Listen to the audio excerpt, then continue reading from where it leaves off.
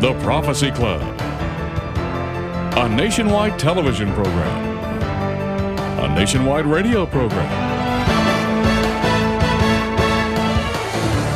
The Prophecy Club also hosts approximately 40 major city meetings per month.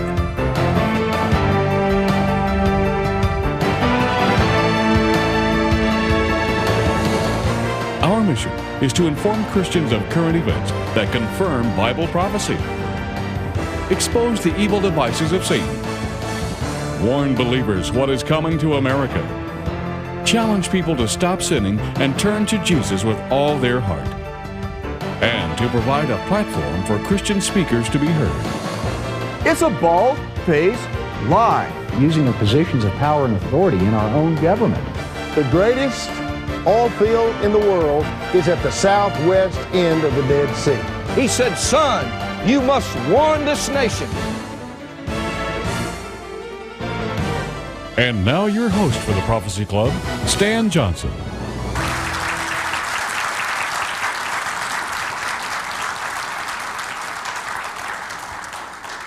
Welcome to the Prophecy Club, where we study and research Bible prophecy. Our topic tonight, Barbed Wire on America. Now, we prophecy students understand Revelation 18 is talking about America. We can look around, we see that America is in trouble because the wages of sin is still death. And with a nation that has 30 million aborted babies' blood sprinkled all over it, how can it receive the blessings of God? And we believe that judgment is very near for this nation. We look around and we see all kinds of things that are pointing to it. Just how close is it? We don't know, but we believe it is real close. And the purpose of this tape tonight is for folks to understand just how serious and how close it is. Our speaker is uniquely qualified for it. He has researched this for about 20 years, and then he really dug into it about 18 hours a day for the last 2 years, and you'll see information that he's dug up from all over. You'll actually see it. And as a result, it's going to be more convincing to help you to understand just how close we really are to barbed wire on America. Will you help me welcome our speaker, David Wegner?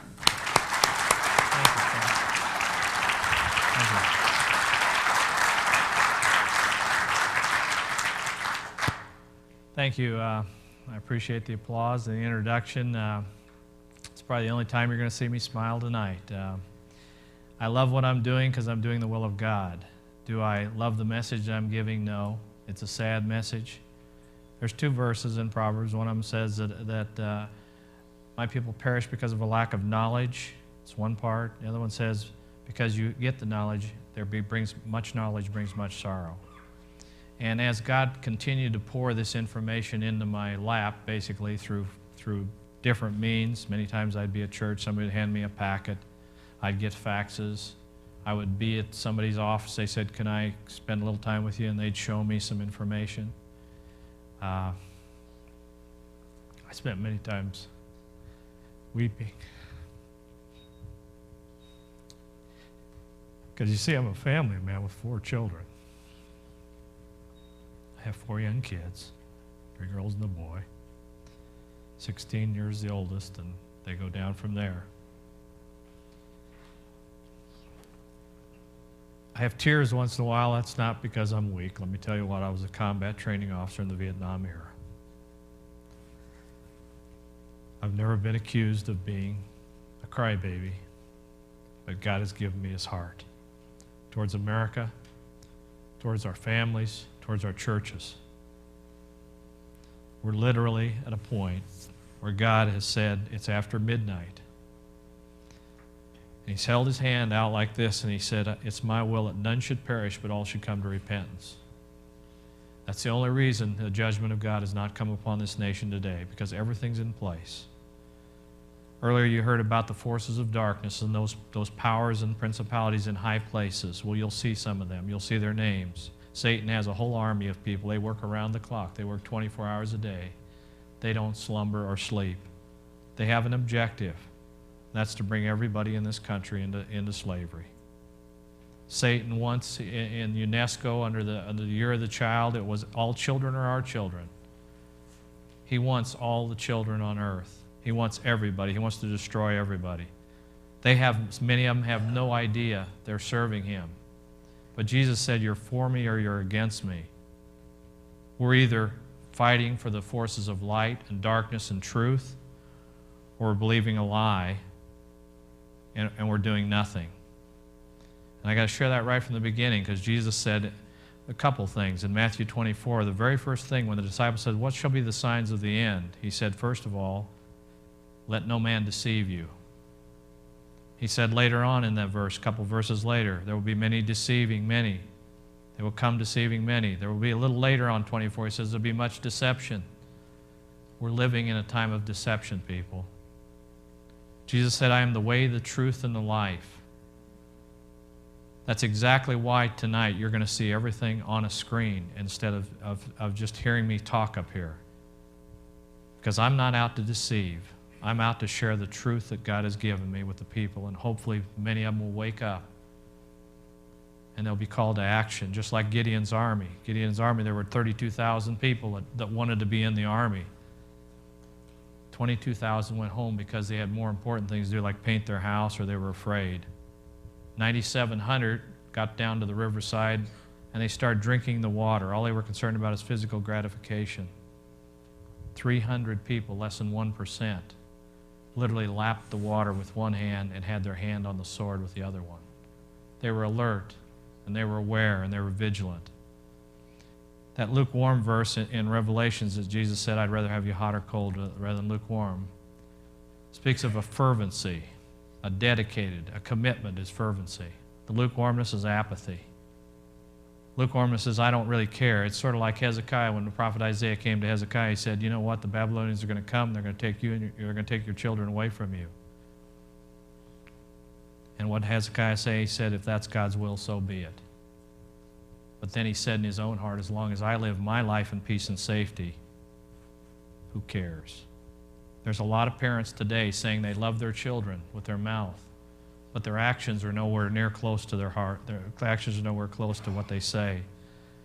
Jesus said through Jeremiah the prophet, he said, you people in Judah, your mouths are close to me, but your hearts are far from me. Many of us, it's easy to say, I love you to our wives, but do we really love them? Are we willing to love our wives as Christ loved the church and give himself for the church? Jesus said, if you love me, you'll keep my commandments. I'd recommend we take the Word of God seriously. The last 2 years, I found out how straight and how narrow. I just told you 300 out of 32,000, that's less than 1%. As in the days of Noah, so shall it be coming of the Son of Man. How many people entered the ark when the door was closed? 8. How many people are on the earth? Some people say 5 billion, some people say 7, some people say 14. That's not a very high percentage. When the children of Israel left Egypt, there were 2 to 4 million people. How many people entered the promised land? 2. When the disciples asked Jesus, he says, is it hard to enter the kingdom? Is it hard to enter the kingdom of God? He says, you bet it is. Straight is that gate and narrow is that path, and few enter therein. He says, in fact, you have to strive to enter therein. Strive is the same word as agonize, as he did in the garden when he sweat blood. Now, what's happened over the years, the church has taken that gate and they've made it about this wide. And many people go down that little sawdust trail, or they raise their hand at a meeting and they say, I've committed my life to Christ, and then they go on doing their own thing. Jesus said, if you not all to say, Lord, Lord, will enter the kingdom of God, only those who are doing my will. Those are the ones who are going to enter. If you love me, you'll keep my commandments. That's what he said. So it's serious, people. When that door is finally closed, there are going to be many knocking on the outside calling him Lord. And I'd ask each of you, as you watch this, you can see how clearly the time is short. There's a time coming when we can no longer work because the night is almost upon us. It's only by the grace of God that it isn't here. Let's look and see exactly what I'm talking about by looking at this video on our various people speaking on the video. They'll talk about a thing called the New World Order. So let's begin the production or the presentation. Now what will happen, I don't know how he's going to do this, but we're going to put in that segment that I don't have with me. How do you want to move the film forward 5 minutes or so, or whatever, for that introduction, Dell, or how do you want to do this editing? Okay, okay. Is as if that thing was played on the screen. What I mentioned to you earlier, you just saw, and then I'm speaking as the part of that introduction was just finished. Can somebody turn the camera on there? Well, I'm not sure that I turned it on. Just the back switch. I'm sorry. Okay, thank you. What you just saw in that video was you saw General Sheehan, who's the commanding general of the Continental Armed Forces of the United States. He's the one that spoke about the New World Order. What is this New World Order, or world government, or global governance? Or they use all kinds of different names to tell us what's ahead for us. That we are entering a new era of a New World Order. Right here you see on the screen. Can you see the screen back there?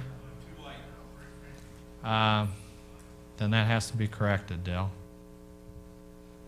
Otherwise, I won't even be able to see it. I'm sorry, people. This production part isn't. It has to be. Everything but those two. Glad I wore the right color. I used to have a great sense of humor.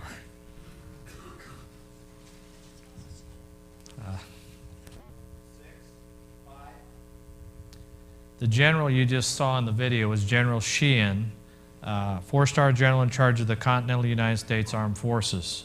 The other men, I'm sure you know who they are, Mikhail Gorbachev. The general that just finished out that video segment was General Sheehan, four-star general, commanding general in charge of the Continental United States Forces. The other gentleman, I believe you know the rest of the people, Secretary of State at one time, Baker, was on there also. They all talked about the New World Order. Let's look and see what this New World Order is all about. Many of you probably have seen the backside of this dollar bill, and you've probably heard a lot of explanations about it. It's really self-explanatory if you know Latin, because above that pyramid, and what are pyramids doing in the United States of America? We don't have too many of them in this country. So that should tell you something by itself. But it says Ananoet Conceptus. Ananoet Conceptus means our enterprise is crowned with success. What enterprise is crowned with success? Novus Order Seclorum. New order of a secular world, a world without God. So they crowned this with success in 1934. There's so much on the dollar itself. You'll see this particular logo, for example, is a logo of the Illuminati, the Luciferian Society. You can go to a museum in England, and you'll find out this is the exact logo. It says Illuminati above it. Adam Weishaupt broke off from just formed a new group of Freemasonry back in 1776, May 1st, 1776. And that's where this came from. That's what that 1776 below the pyramid's all about. It's not for anything to do about our founding of our country. It has to do when the Illuminati was formed in May 1st, 1776. What did the Russians do on May 1st? They have a big display of all their weaponry. What's May 1st all about? May Day?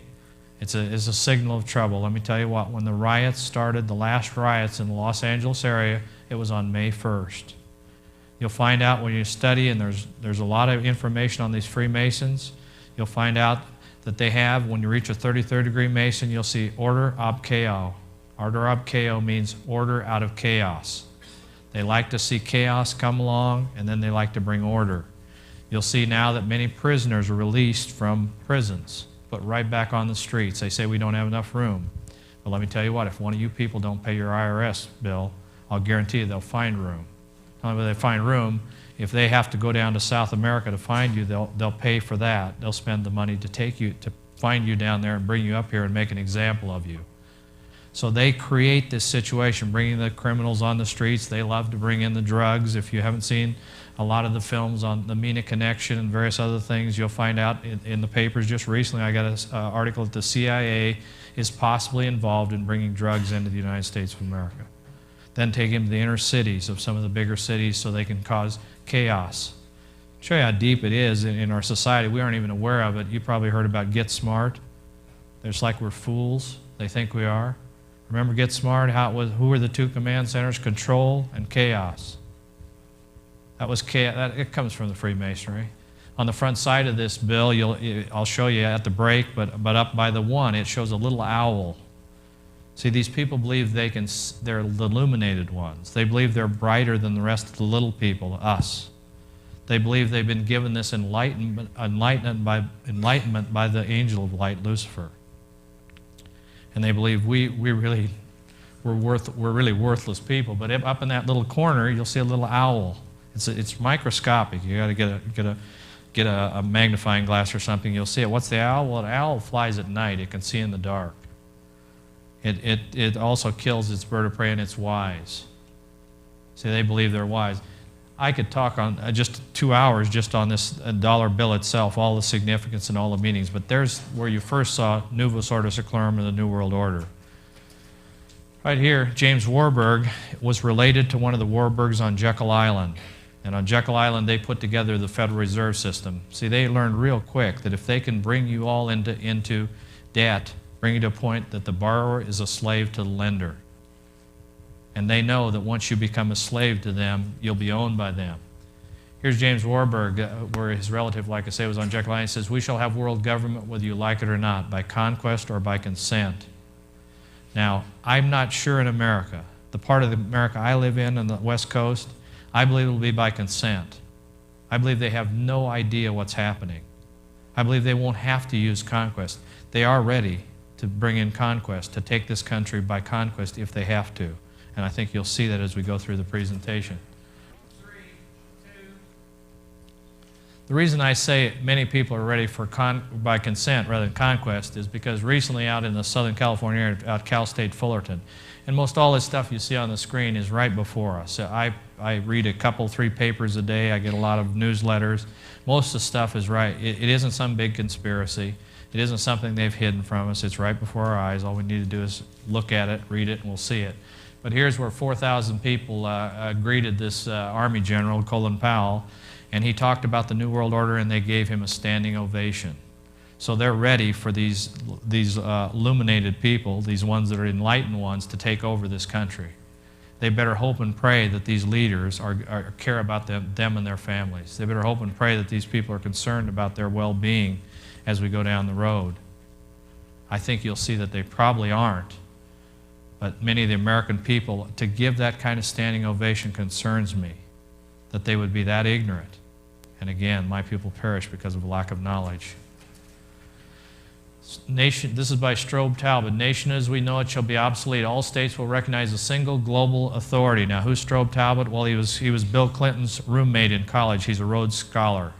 Sometime you can learn all about Rhodes Scholars. But the fact is, at the time I did this, he was Deputy Secretary of State. He's now a roving ambassador. I believe he's in charge of Russia. They're good buddies, and he says that soon we will have global authority. It won't be long. It's anybody's guess. When God gave me this whole, you could call it a puzzle, whatever you want to call it, He's given me all the pictures to the puzzle except 2. He's going to use a rod of some type on this country to judge these people, because we have killed 36 million babies. Now, these are babies being created in the image of God. It says the blood of these babies cries out for justice to the Father in heaven. And we've allowed it, and we've supported it. Now, does that mean you go stand on a corner and stop somebody from going? No, you do what God tells you to do. But I do know one thing everybody in this room should be doing. We should be praying for those helpless little babies. We should be moving forward. And because we haven't, and because we've allowed a lot of other things to happen, God says in Isaiah 59, because you haven't stood in the gap, you'll become victims of the very thing that you allowed to happen.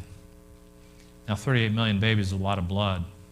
And I believe there's going to be a bloodbath in this country that no other country has ever seen in the history of mankind. I believe we've been given so much, and we're expected so much by our Creator, that we're at a point that we better wake up and we better get on our knees. We better turn from our wicked ways, seek God's face, humble ourselves and pray. Now that's His people who are called by His name I'm talking to. That's the church. He tells, you better humble yourself, pray, seek my face. That's fall in love with him again. And turn from your wicked ways. What are wicked ways? I'll tell you some wicked ways. Is not praying for the unborn. Wicked way is pride. What's pride? Believing that I can do anything apart from Christ. Tonight, he has my breath in his hands. He has my resources in his hands. He has my time in his hands. And yet many people go buy whatever they want with his money. They do whatever they want with his time. And then they lay in bed and they thank him because he's blessed them. You know why we're blessed as Americans? So we can bless others. That's why God blesses us. So we can be used to bless other people. And I would say that this is probably true, that there will be a global authority, and there probably will be it will take conquest to bring this in. But I can guarantee you, unless we see a revival, that's not some little sawdust festival. That's a changed person. That's a person that changes. As you see a revival, you'll see people turn from their wicked ways. You'll see repentance, that's turning, and you're going to see a whole new different attitude about people. You're going to see them loving each other. You're going to see them loving God with all their heart, soul, mind, and power, and loving each other as they love themselves. You're going to see the stop of this divorce that we see in the church today. It's the same as the world. There's no difference. Jesus said if you have the love of the world, you don't have the love of the Father. I would recommend we take his words seriously.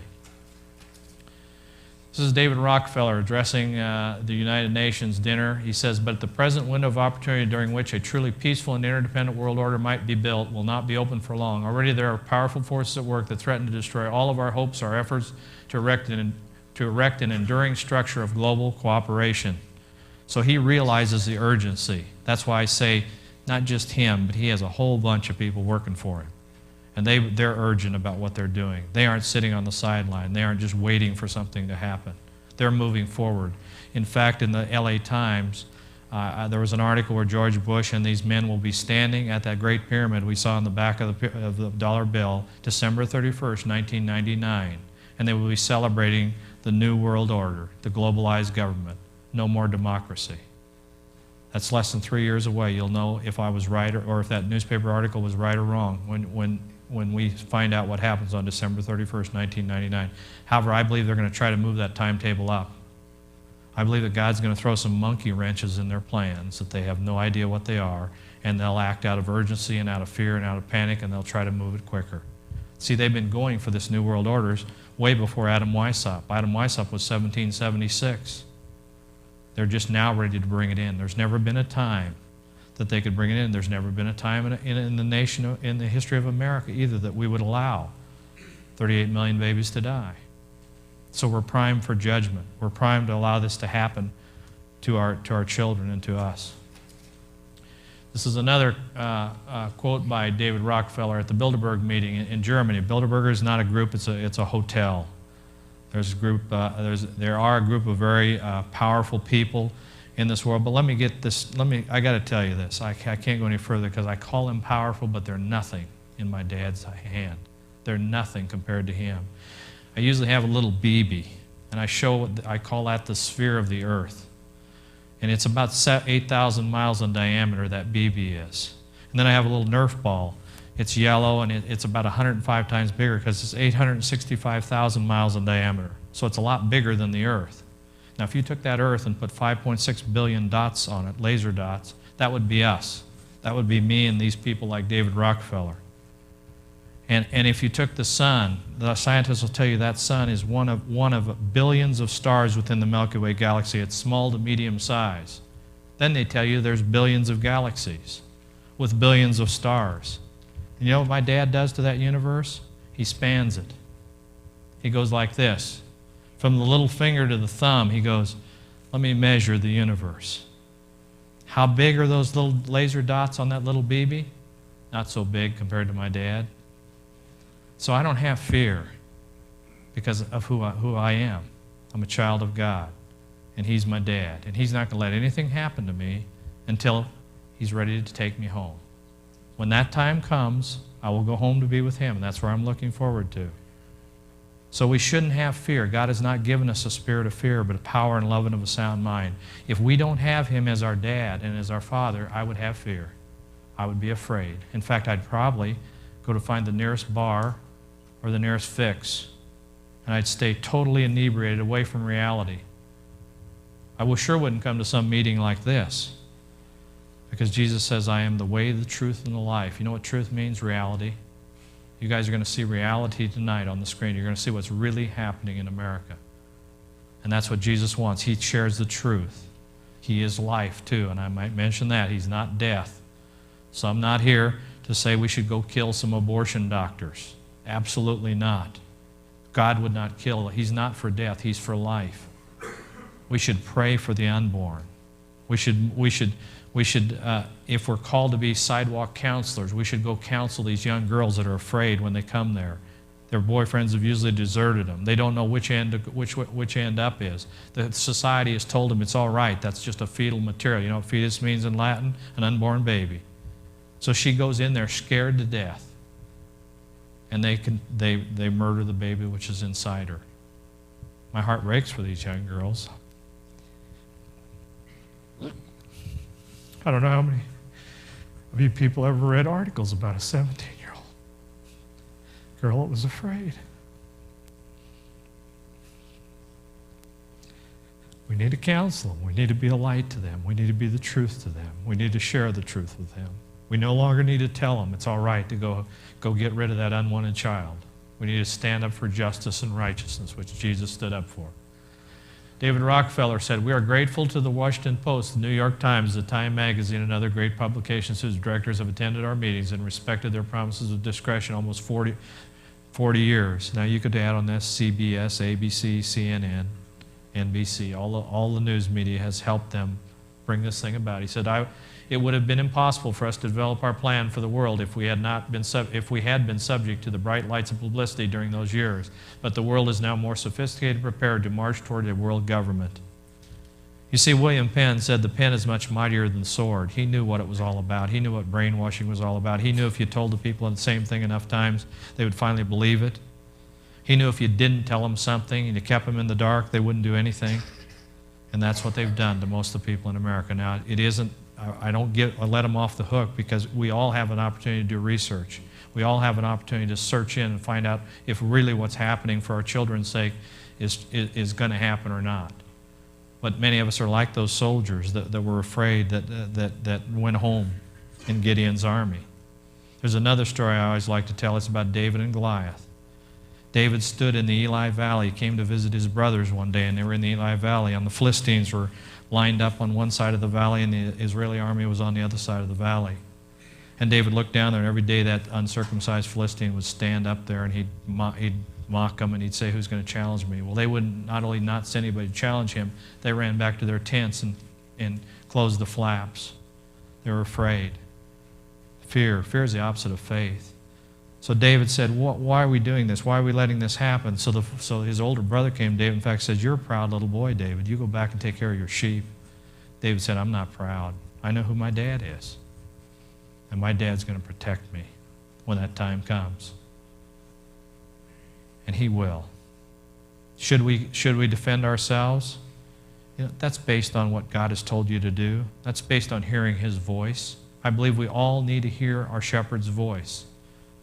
I believe we all need to stand up for what he's told us to do. We need to have convictions. It's been told to us for a number of years. This book is Tragedy and Hope by a man named Carroll Quigley. Carroll Quigley was President Clinton's mentor per the 1992 Democratic Convention just after he was nominated as the presidential candidate. He said, I owe my position to this man, Carroll Quigley. Carroll Quigley was his professor at Georgetown University. Carroll Quigley let us know this information back in 1961. He was putting out more information when he died unexpectedly in 1974. Let's see what he said in this book, Tragedy and Hope. He says, in effect, that it is now too late for the little people to turn back the tide. In a spirit of kindness, he is therefore urging them not to fight the noose which is already around their necks. That's on page 978, 980. On page 1248, he expresses the utmost contempt for the members of the middle class who think they can preserve what he calls their petty, bogus property rights and constitutional privileges. This was our president's mentor at George Washington University.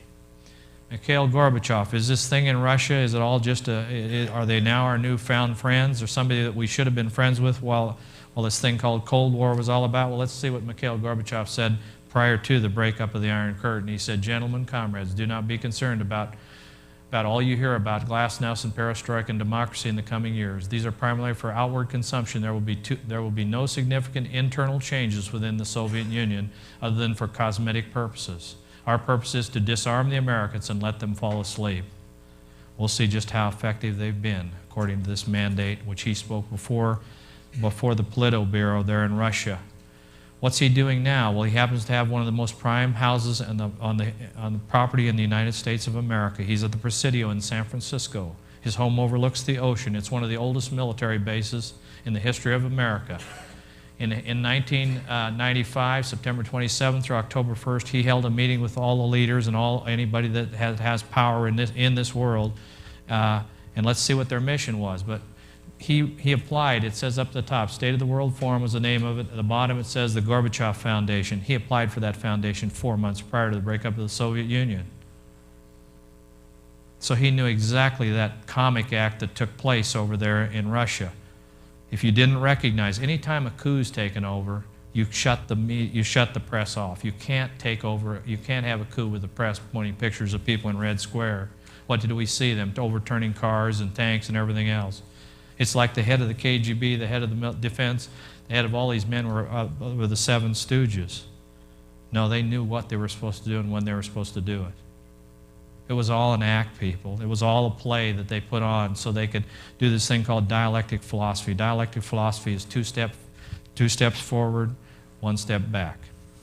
It's the same as a hammer. You take the hammer like this, it comes back, it doesn't do anything to the nail, but then the hammer comes down and hits the head of the nail. That's an old military term. You think the enemy, it's peace and safety and peace and security and your newfound friends, and then you smash them. Well, let me tell you where the hammer is. It's on its way down right now.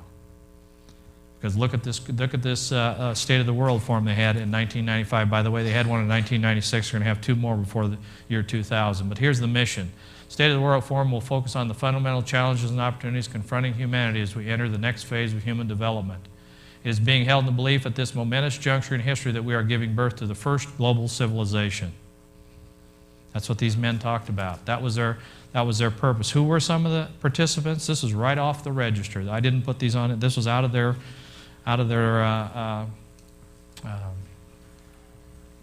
whatever it is that they send out to announce who's coming and what the mission and what the forum was all about. But here's Isabella Lundy was one of the people. I put this on here because they're the House of Spirits, Richard Baker Zen Center, Sonia Gandhi, the Gandhi Foundation. Thich Nhat Hanh was in charge of the spiritual aspect of this forum.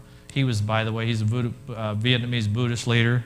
By the way, he was the head of the spiritual part of this meeting. You see some of these other names at the bottom. Carl Sagan just met his maker. I just wonder what he feels like today when he said there was no God of the universe, when he bowed his knee before the creator of heaven and earth. That's a sad day, I'll tell you. Maurice Strong, he's a billionaire out of Canada. He was the head of the Earth UN and Environmental Development Group. He also was one of the nominees for the Secretary General of the United Nations. Ted Turner, you know about him. These are all New Agers, by the way, at the bottom. What's New Age? New Age is just a candy-coated term for Buddhism, Shintoism, Hinduism, all these isms. Look what the isms gods do for them. Go look to India and see how prosperous they are. Go look at these other countries where they've served these false gods, these gods of idols, and find out where they're at, and then look at our country. Here's some of the other names you might know that were at this meeting that are going to bring in this new phase of human development. Mikhail Gorbachev, Albert Gore, Havel from the Netherlands, Brzezinski, Bush, Alan Cranston, Mario Como, William Gates, Hayakawa from Japan, Ted Koppel, Reuter Lubers, Brian Mulrooney, Paul Newman, Simone Perez, Colin Powell, George Shultz, Oliver Stone, Margaret Thatcher, Mother Teresa, and Paul Volcker. Some of you might say, Mother Teresa, what's she doing there? Well, you're going to find out at the latter part of the presentation they're going to bring in a new world religion. They already signed an agreement in Chicago in 1993. They're going to have another meeting either this year or at the latest next year where they bring this all one happy family of everybody loves each other and peace and joy. And they're going to bring it in, and it's going to be completed at that time. I'm telling you, if you're following a person, quit following him. Follow the person Jesus Christ. Jesus said there will be much deception There will be men that have positions of power in our country that you see on television sets that carry Bibles. What is it? What is Lucifer? He's an angel of light. He's a deceiver. He's a liar, and he's a murderer from the beginning. You will see men carrying Bibles that all they need to do is lead you in the wrong direction 1 degree, and you go to hell, do not pass, go, do not collect $200. That's all it takes. If you were to take a boat off of California, and you were to head out towards, if you took it to Colorado, you'd have problems, but take it from California and went out to Hawaii, and you were off 1/2 degree, you'd miss that island by a long ways. Well, that's how straight and how narrow that gate is that leads to eternal life. Because Jesus said, "Be ye holy as I am holy." This thing of saying, "I'm a poor, miserable sinner," is a joke. He gave us the Holy Spirit. He says in the latter days there will be a form of godliness, but denying the very power thereof. Does He tell you to be holy as He's holy and not expect that of you? No. That should be our mark. Am I holy? No. I'm a sinner. All have sinned and fall short of the glory of God. Do I sin every day? Probably. Miss God's mark. Do I transgress every day? I try not to. Transgress is if there's a line there and I step across it. God says don't do that. Sin is missing the mark. Sin is getting angry, getting into the flesh. But I immediately repent of that. Transgression is when God says don't do it, and you go ahead and step across that line and you do it. I would not be in that position too long. You can't be in that position as a child of God. You can't be a transgressor of His laws. It says in the latter days they will turn lascivious, or they'll turn grace into lasciviousness. That means grace, we're saved by the blood of Jesus Christ through grace, but they'll allow you to break any law you want to. And you'll still be able to come to go to that church, and you won't feel convicted at all. You can live with your girlfriends, you can do whatever you want. There'll be no conviction, because we're all one happy family going to heaven. No way. Straight is the gate, narrow is the path, and few enter therein. Wide is that gate to people that disobey God's laws and do their own thing. Not all who call me Lord, Lord, will enter the kingdom of God, only those that are doing my will. That's what Jesus said. The United Nations funded a commission on global governance has completed its 3-year study. It has announced publicly its plans to implement global governance by the year 2000. So they're going to have this thing by the United Nations by 2000. You're going to see this throughout the presentation. There's many people that have said 2000's a year. I just happened to see a program when I came out here on the plane. It happened to be what's going to happen on December 31st, 1999. And there's false prophets out there all the time. Am I a prophet? I don't think so. I'm just a man sharing with you the news, what's happening. Do I have an ability to look at the newspaper and pick out an article? You bet I do. I can go through a newspaper and God pops that article out at me. He says, that's important. But there'll be people telling you, don't worry about it. Just go on. Continue on your job. Just relax. The Lord will never come back. Things will remain. I think it's Peter says that things will go on as they always have gone on. Jesus said, when these things begin to come to pass, look up, lift up your head, for your redemption draweth nigh. That doesn't mean go up like this. It means start getting ready. Seeking His face, falling in love with Him, judging your heart, not judging somebody else's, but judge your own heart. We're such great judges of other people. We got these huge beams in our own eye, and we're trying to pull splinters out of everybody else's. Jesus said, "Judge not, lest thou be judged." Anyway, they're going to announce this in 1998 also. I think they'll probably announce it before that. This is one of the constitutions that they've already written. It's by the World Constitution and Parliament Association. Who are they? Well, they aren't big enough themselves, but they have like 800 organizations. I can think of like the Rotary Club, various people. Now, is somebody that goes to the Rotary Club evil? No. They have no idea what they're doing. But their leaders are part of this World Constitution and Parliament Association, WCPA.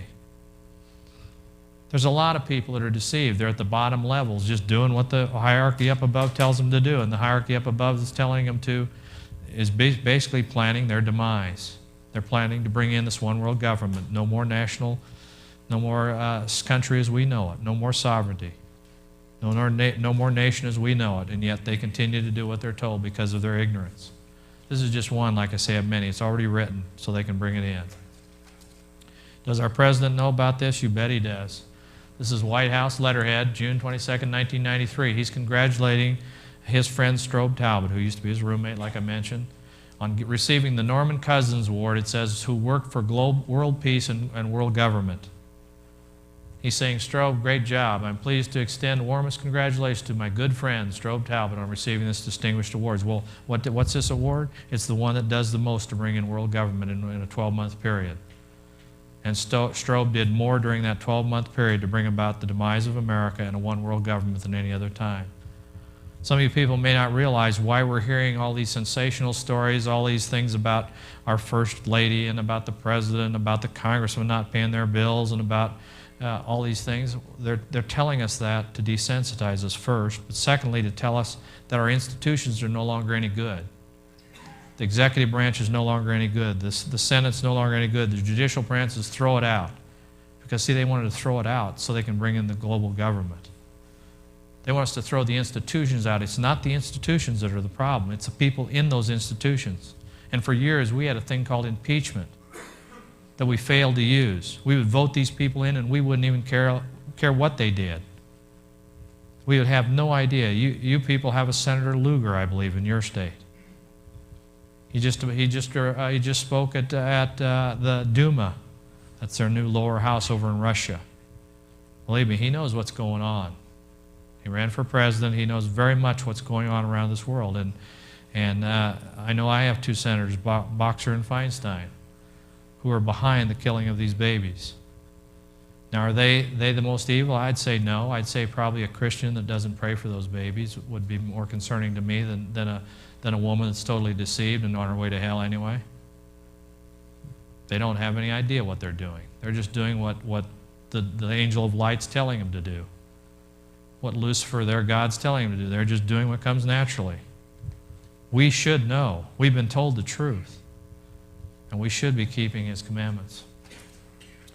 Why would they bring in a new world order? Well, first of all, to protect the environment. And we're going to cover these areas one by one. So let's just get into, they're saying, for example, that we're destroying the environment.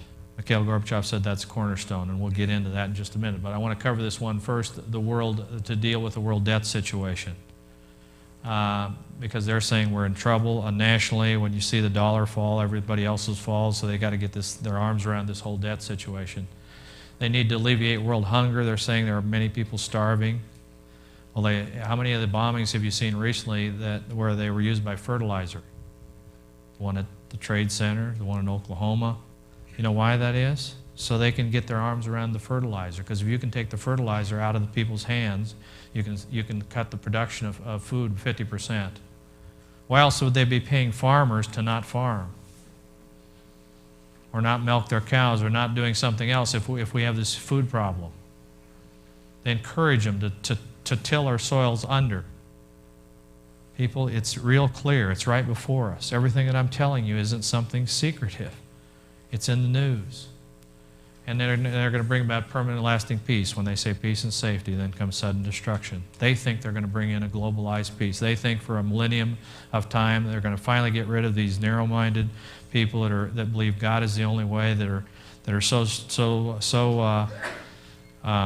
narrow in their thinking. They might even stand up before a group and criticize the government. See, if I did this in China, I would be arrested, and probably tomorrow I wouldn't have part of my body organs that would be given to a more politically correct person. It's called sedition. There are many brothers and sisters in China tonight that go to the thing called home churches, and if they're picked up, many times they're killed right on the spot. If they aren't, they're sent to these slave labor camps. So you can see, I talk about the unborn because until I got in this ministry, I didn't do anything. I didn't do anything other than criticize Randall Terry and his group. Because, see, I didn't have the courage to go be arrested, possibly if I had to be, to stand up for the unborn. But when I got these little feet, well, I have my other jacket. I have little feet that I wear on my jacket all the time. But I got them from Dobson. Sorry, I don't have them tonight. But I had these little feet on my jacket today. And I got them through the mail, and I wept for 2 hours. Because God broke my heart. And I hope He breaks your heart. So I asked Him, God, why am I not concerned about my brothers that are in these prison camps? It says when part of the body hurts, the whole body should hurt. I don't really pray for them that much because I don't think of them that much. I'm too busy doing these presentations and other things that I don't have time to think of them. So about a week ago or 2 weeks ago, my son accidentally had the flu and threw up on our bedspread, and I took the bedspread out.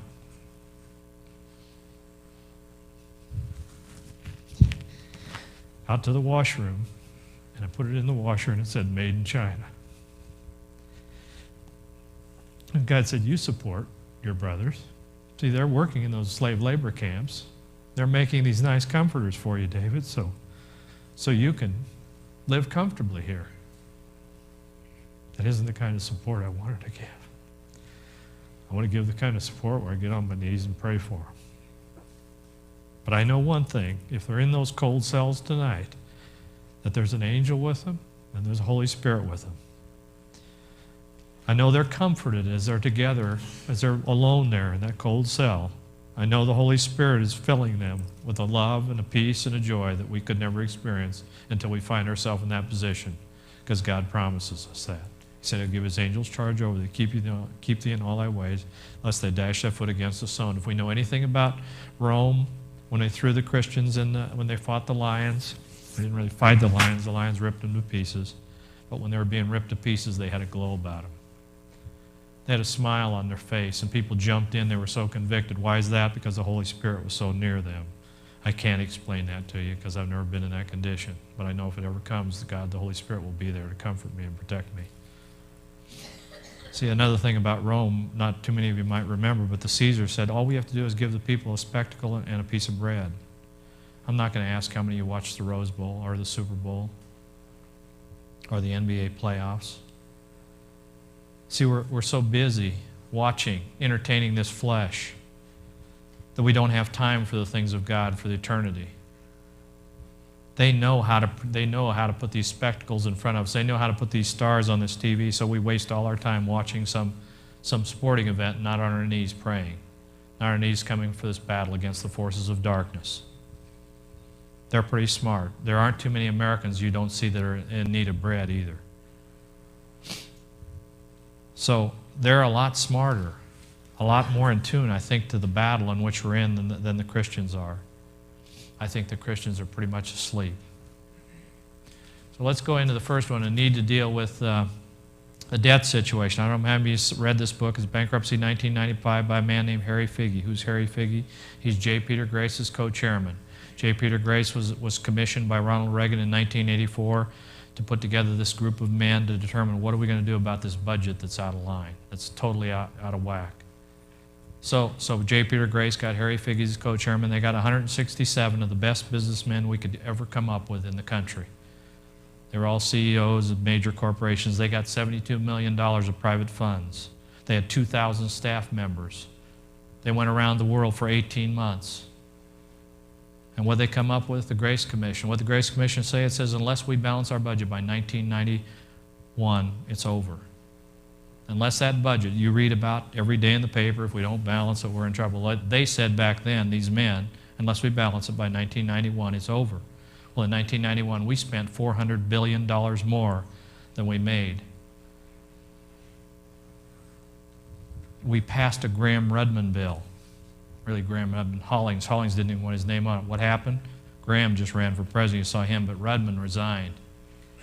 He's probably still part of the program somewhere on the sidelines. See, these men are deceivers. I'm not saying Rudman is. I don't know who he is. But Satan is a deceiver. They come as angels of light. They get on that TV and they smile a lot and they look great.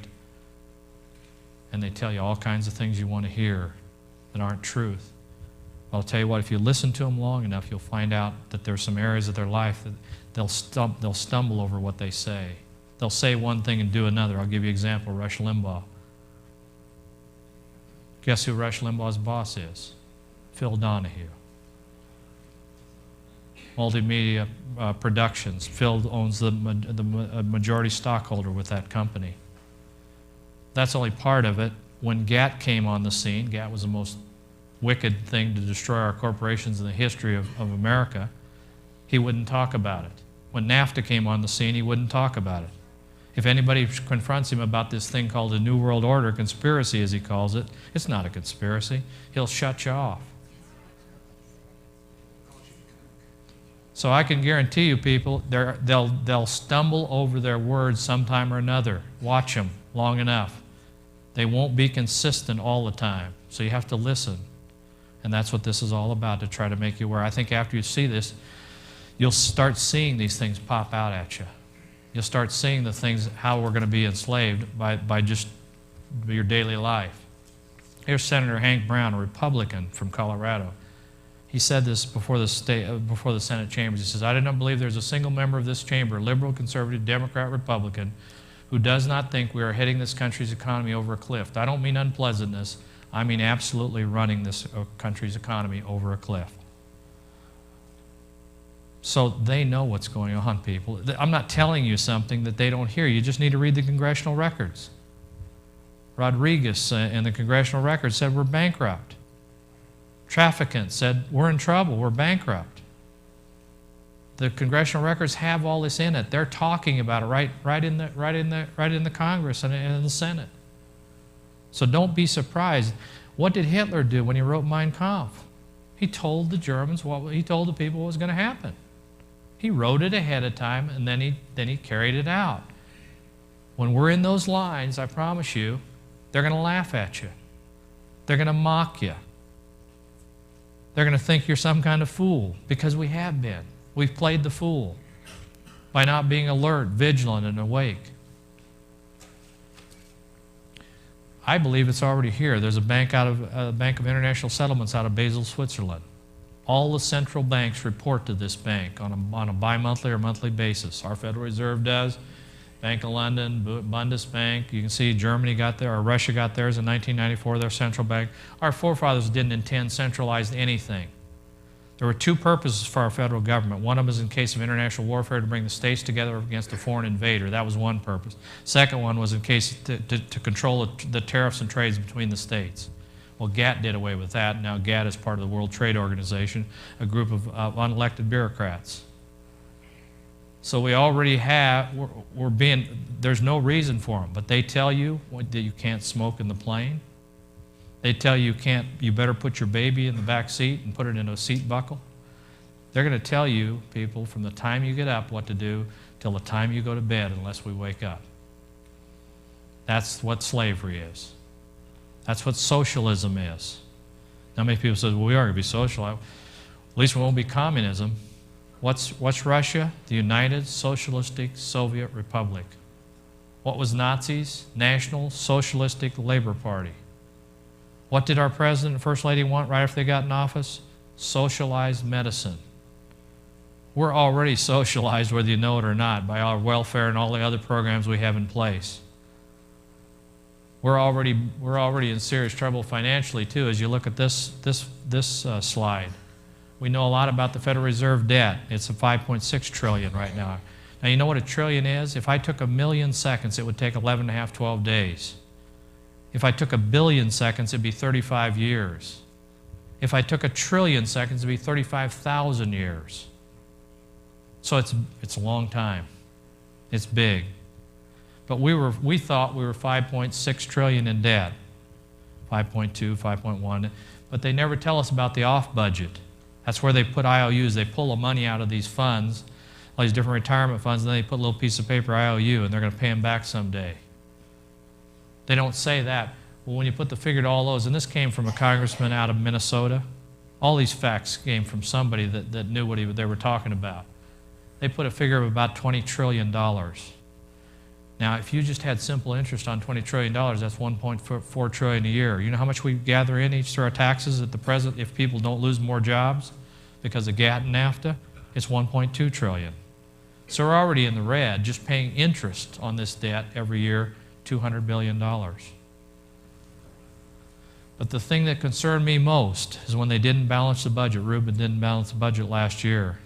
Last year, at the beginning of last year, because from August of 95, a 9-month period, till June of 96, we increased the national debt by $5.6 trillion. 5.6 trillion with a T. You don't think we're slaves to the borrowers? If we personally aren't, many of us are personally in debt.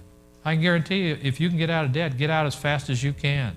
But most of us aren't in that position. Most of us, in 1970, we didn't forget the off-budget now. Let me share this figure with you. In 1970, there were 3 types of debts, as most Americans knew. They knew about the federal debt, they knew about the state or corporate debt, and they knew about, or institutional debt, that's what that one's called, or they knew about the personal debt. Those 3 equaled $1 trillion in 1970. 12 years later, they equaled $3 trillion. They tripled in 12 years. That's about equal, $1 trillion for personal debt, $1 trillion for the corporate debt, $1 trillion. 12 years later, $18 trillion. So people are getting in debt just as fast. They're spending those credit. I mean, the advertising is working. They know that the pen is mightier than the sword. They know they can brainwash you enough things. You'll go out and just keep buying, keep putting yourself into slavery. I looked at my kids one day at the table and I said, kids, you know what I'm giving you for inheritance? About a $6 billion debt. That's what I'm giving you, because I didn't stand in the gap. I didn't stand up for righteousness and justice. I let the government continue to spend this stuff on whether the tsetse fly, the mating patterns of certain things, whether, a belching cow affects the ozone layer. That's what they spend money on. They're determining, they're taking our children's money and putting us into debt by putting all these government programs that most of us don't even care about. Well, there's going to be a day that we care about it, I promise you. Because on a talk show program here not long ago, retired congressman, he's from my area, Bill Dannemeyer, said, when asked, what is the collateral for all this debt? He said, you are, your children are, your land is, and your resources are. So they're going to collect on that debt sometime. You say, well, they can't collect from me. We got a strong military. We'll find out about that in just a few minutes. They now have the ability to collect. See, our Secretary of Treasury doesn't even work for the government. He's paid by the international bankers. Guess who's part of the Secretary of Treasury? BATF. You can see their reports on Waco. It's the BATF. It's the IRA, or excuse me, it's Secretary of Treasury that put out the report on that. So these militia, or not militia, excuse me, guys, these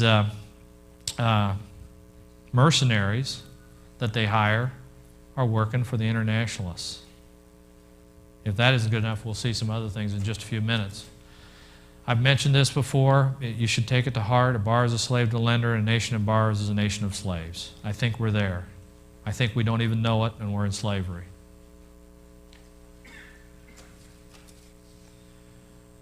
And if you think you can go hide, many people say, I just want to get out of here. I'm going to go find a place just to get away from it.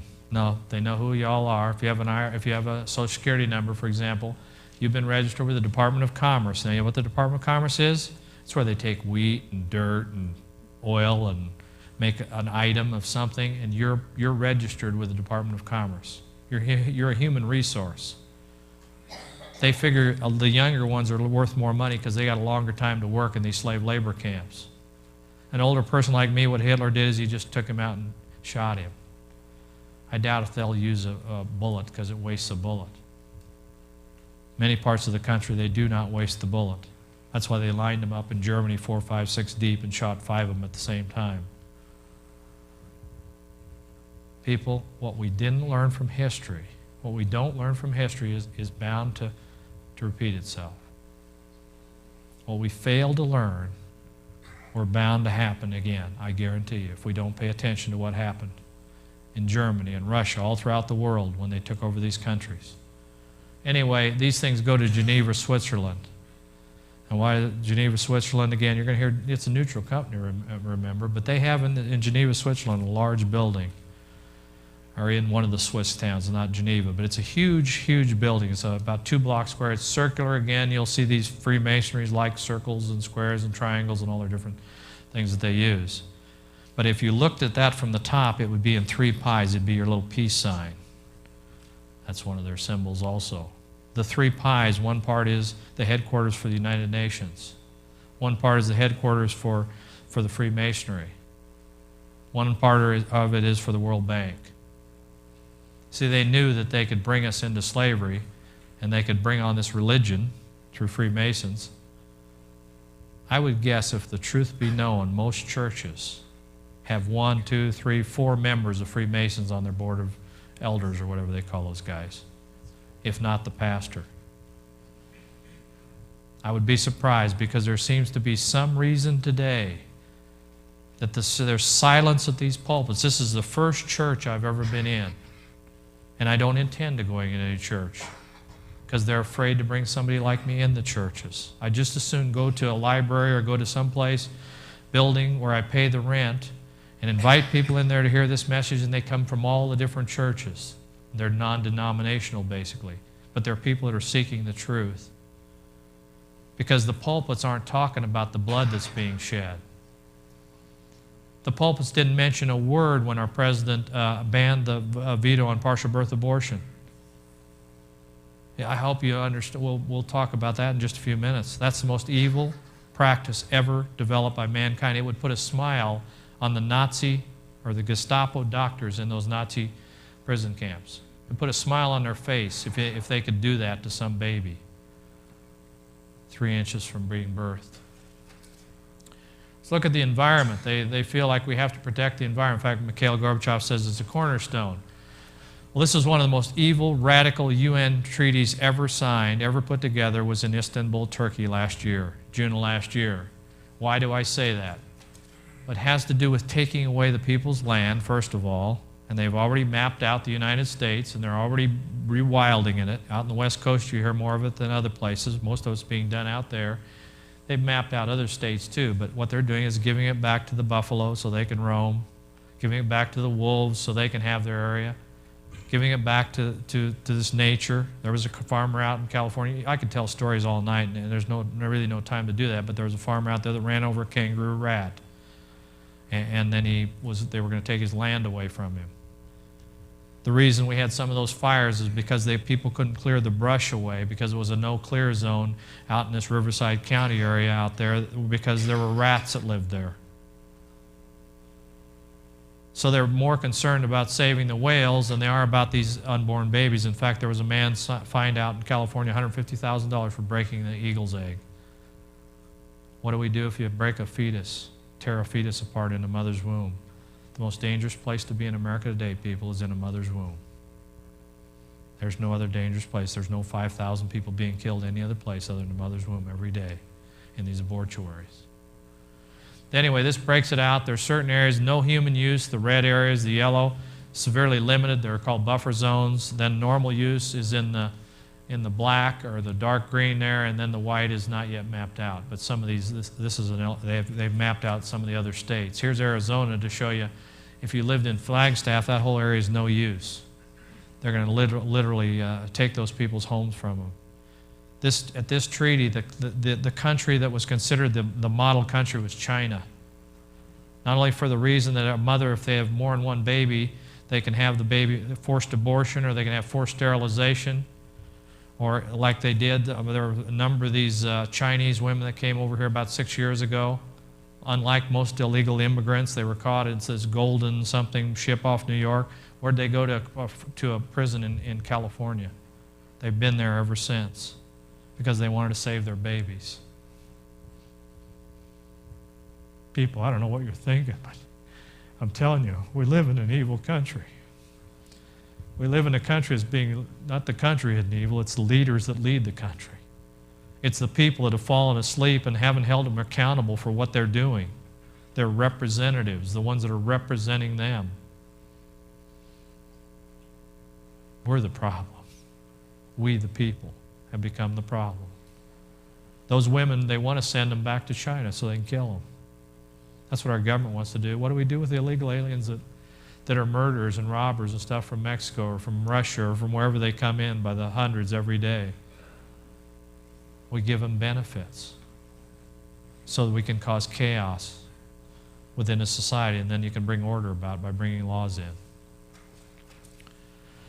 To show you what I'm talking about this land grab, here's one of the Great Smoky Mountain National Park here, the Biosphere Reserve in, I think it's North Carolina or one of the states. Anyway, it clearly says an International Biosphere Reserve right on the sign. You can see the top part that it speaks of just the Rocky Mountains. Now, am I telling you what's true? Look at this commentary in the local paper here. This was in a Sunday paper here about October of last year. Right here it says, in 1971, the United States joined a UN program that called for establishing biosphere reserves around the world, each surrounded by buffer zones where human activities would be restricted. Since then, the federal authorities quietly classified 47 national parks as such sanctuaries without needing to consult Congress. That's called a state of martial law, basically. We're under wartime, people. If you don't understand what executive orders are, you'll know by the time you leave at the end of the meeting. The executive orders, as you see on this slide, and as I was mentioning earlier, you'll hear a lot more about. Okay, the executive orders, as you see on this slide, and as I was mentioning earlier, you'll hear a lot more about what executive orders are about. We're under dictatorship. Here it says without needing to consult Congress. There's a lot of laws being passed today by the president. He writes the laws. He puts them before the, I can't, my brain can't think. Anyway, he writes these laws. He should just be either vetoing or passing laws that the Congress and the House initiate. The Federal Register is the word I was trying to think of. He can write a law, put it in the Federal Register 60 days, and it becomes a law for us to live by. Our congressmen should challenge that. They aren't doing it. Senators aren't doing it. They're passing everything he wants to pass. He puts through executive orders. What's bad about it is some of them are under literally their the word I'm trying to think of we don't know what they are. Basically, I'll think of it in just a few minutes. But again, they're passed and then they're immediately sequestered or whatever it may be. Let's go on to the next slide. This Habitat II treaty there in Istanbul, Turkey. I mentioned earlier it was an evil treaty. It had not too good of plans for us and our families. Well, this was Section 9232 out of this Habitat. It's of the Biodiversity Treaty. You can read about it out there. There's Michael Kaufman in his books talk about it. But it claims that the consumptive patterns of the industrialized world are no longer sustainable. So you'll hear the word sustainable development. In fact, the President just again executive ordered his own council on sustainable development. That means we don't have enough food to meet the needs of the existing people in the world today, and that we must either reduce the Earth's human population to 1 to 2 billion from the current 5.6 billion, or reduce our standard of living to an agrarian peasant society.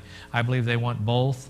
If you understand what that says up there, they plan on reducing us either by 3.5 billion or by 4.5 billion people. And we'll see how they're going to do it and how they're already doing it today. And this was passed already. This was executive ordered into our country. So and I believe they're also going to bring on the peasant society also. They're going to combine both of them. We're going to live like that model country, China, where you report to the village. You probably heard of village. It takes a village to raise a child. That's their ideal thing, is we live in villages and we report in, get our little tools and work in the agrarian society. The reason they do this is because their God is Gaia. It's the Mother Earth. They're worshiping creation rather than the Creator. This was a 1988 Planet of the Year Time magazine. It says the endangered earth. They're concerned about the animals, the earth. It's paganistic religion is what it is. We're all one, the earth, the trees, the rocks, the fish, the birds. And it seems like people are less valuable. People that are created in God's image are much less valuable than the animals or trees or anything else. How are they going to depopulate the earth? Well, I've already talked about abortion, family planning. I didn't mention that, but we don't just abort our own babies here in this country. We continue to send these people all throughout the world with billions of dollars. So we're killing many more than the 38 million babies. We're killing Chinese babies, Russian babies, all over the globe. We send out money so we can slaughter these babies and continue the killing so we can depopulate the earth. There's wars. Last I heard there were 33, 34, 35 wars going on around the world. That's constantly changing. Genocide. You can look at what happened in Chechnya. You can look what's happening in Bosnia. You can look back what happened in Nazi Germany. Homosexuality, that's one way not to have children. One way to not depopulate is encourage two men to get married, and that way they will not have children, guaranteed. Euthanasia, that one I haven't talked about. That one's very personal to me. I mentioned in Isaiah 59:2 that those that fail to stand in the gap for justice, it says in 59, will be the victims of the very things they don't stand for justice. Well, just as after I'd quit the corporation I worked for 25 years, I went back home from Monterey, drove home, and on the way home when I got there was a call. My dad had fallen over to a nursing home and had hit his head on the floor, and he had a concussion, so I went back to Wichita, Kansas. He was in the hospital. I had a meeting with various people, the nurse, the doctors, the pastors, and various other people. My mom was just in a state of not knowing what was going on. She was looking for direction. Everybody, with the exception of myself, said, well, what quality of life would your father have if you didn't take the water away? And I said, well, if we take the water away, he'll be dead in 3 days, won't he? And they said, yes, he will. And I said, well, we're not taking the water away. Well, it was more than that. It got into some major discussions between the family, and my mom, again, was hurting. So I went to her and I said, Mom, whatever happens, I love you. I'll stand by you. I know God will support you. And what happened was the pastor came and they talked about really taking the water out, the IV out of his system, and they did. In fact, it fell out, so they looked at that as a gift from God. About 5 days into this, my dad said to my mom, says, please don't leave me.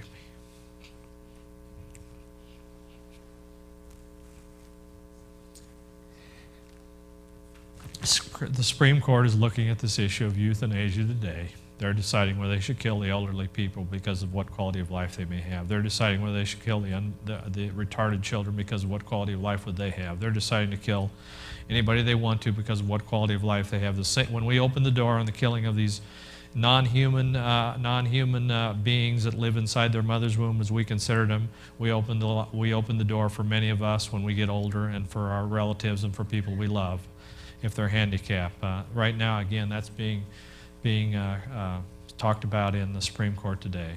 Get ready, people. God's word is true. What he says is true. When we don't stand in the gap for the helpless little babies, we're going to be victimized by the very things that we don't stand in the gap for. Again, it was all based on quality of life. And again, you have to look at Nazi Germany. When you fail to learn from history, you're destined to repeat it. What happened over there? They wanted a blonde-haired, blue-eyed race. Everybody else really wasn't considered to be the kind of future generation that they wanted, and that's what they're moving towards. So I hope you people have blonde-haired, blue eyes, because Satan, again, is moving, these Luciferian society group is moving towards a blonde-haired, blue-eyed race, this Aryan race, they call it. It's all under the lie of the devil. That wasn't the first time he tried it. He's tried it many times, and he's going to try it again. Oh, excuse me. On the famine and plagues, we'll get into that in just a few minutes when we talk about the food supplies. Anyway, here's a quote from Ted Turner. It says, a total world population of 250 million to 300 million people, a 95% decline from present levels would be ideal. Ted Turner. Here's Ted Turner out at that Gorbachev, the forum, World Forum in San Francisco. He's the humanist of the year. What kind of humanist is that wants to eliminate 95% of the people on the earth? He introduced Gorbachev. He's a billionaire, and he's likely to be part of the Council of Elders. You need to understand Freemasonry. You need to understand Illuminati to understand what that's talking about. But it's these secret societies again. Prince Philip, who's Prince Charles' father, says, if I were reincarnated, I would wish to be returned to Earth as a killer virus to lower human population levels. Here's Jacques Cousteau. In order to stabilize world population, we must eliminate 350 million people per day. See, he wants to make sure the fish are taken care of. He wants to make sure everything else is taken care of. You people have to understand these are actual quotes from these people because they serve the god of this world. Her name's, it's a female god. It's Gaia. Skaya, sometimes they use her. But you can get books on this, and you can see, again, it's paganism. It's this serving of all kinds of gods, serving the creation rather than the creator. And God says he turns them over to a reprobate mind when you start serving the creation rather than the living God. We need to alleviate world hunger.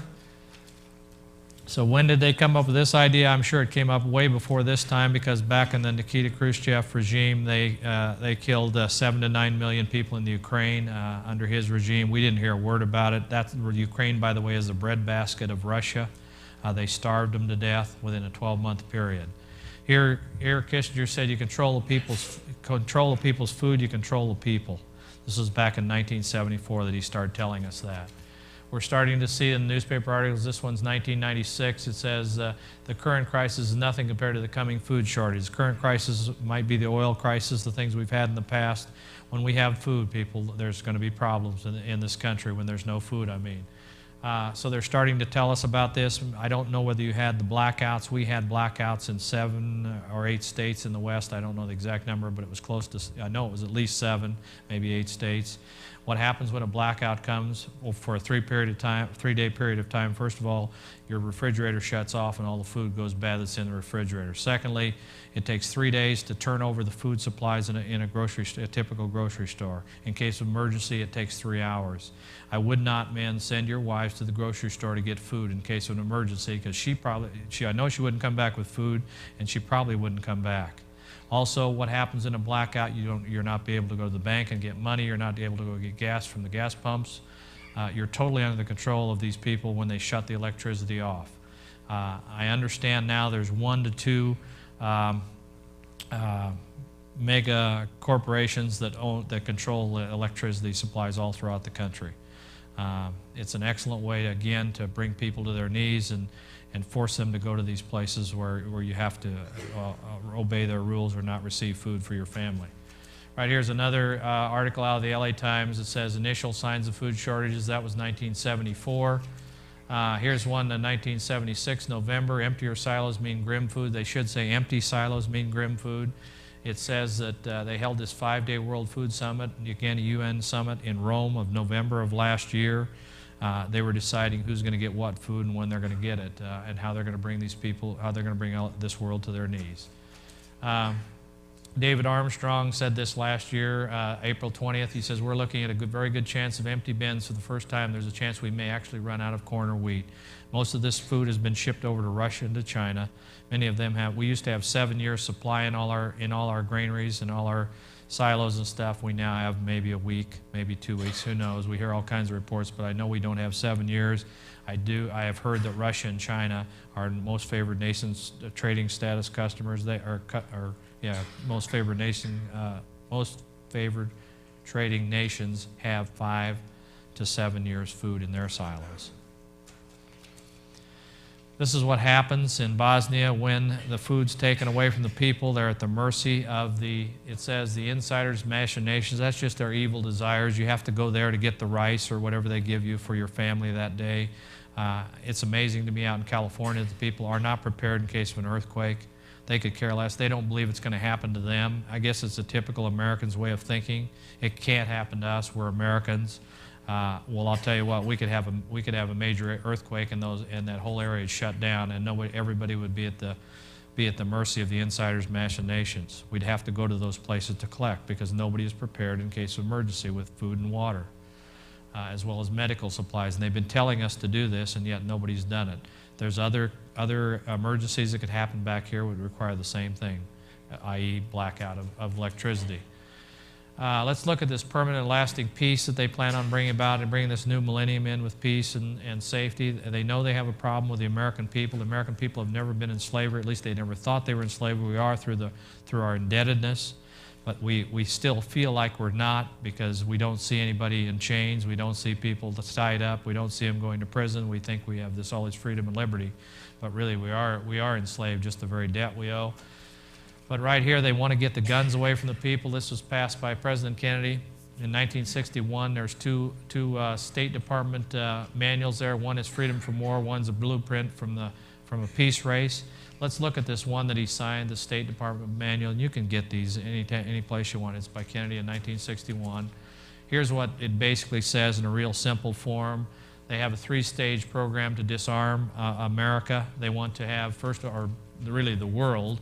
They'll have 2 mutual destruction powers. The Russia and U.S. will have this Cold War, and we're always at odds with one another. The UN will become very small. We're in stage 3, where we have no military, and most of the Russian military has been integrated into the UN peacekeeping forces, they call it. On May 3rd, 1994, I just said we have no military. Let's look at this. May 3rd, 1994. Here's one of these presidential decision directives. That's the same as executive order. Same as a presidential mandate. They're all the same, synonymous. He writes the laws. They go before the register for 60 days. If they aren't If they aren't challenged at that point, they're considered law, and they're on the books. Anyway, on May 3rd, 1994, Clinton signed Presidential Decision Directive 25 and then declared it classified. That's the word I was looking for earlier, classified. I have, you'll see in a little while, 12 pages of just the headings. This would say PDD 25, just the headings of 12 pages of executive orders that President Clinton passed, and that does not include the ones that are classified, because we will never see what those ones that are classified are. In fact, Congress wasn't going to see this one. If you know anything about Michael New, this is what happened to him. They used Presidential Decision Directive 25 to say that he was, he was supposed to be in a UN uniform, and he was court-martialed and found guilty. Anyway, it says he offered only anyway, Congress wanted to know what this was all about. So the president offered them a brief outline is all he did. But in that brief outline, the summary stated that during the times of national emergency, complete command and control of the United States military will pass from him to the Secretary General of the United Nations. Now that's not America as we know it. That's a group of internationalists. That's a group of people from all over the world. They're all united. As you'll see in just a little while, you'll see what a fascist symbol is all about. It's a whole bunch of rods united together in a fascist government. We need some kind of world army if we're going to have this peace and security. Here, Reagan talked about the world army, Bush talked about the world army, and Clinton approves UN army. In fact, in the LA Times out there, this was right on the Sunday center of one of the center full handouts of the paper there in the LA Times. It said "Soldiers of the New World Order." So again, it isn't that they aren't telling us what's happening; they're telling us we're just not paying attention.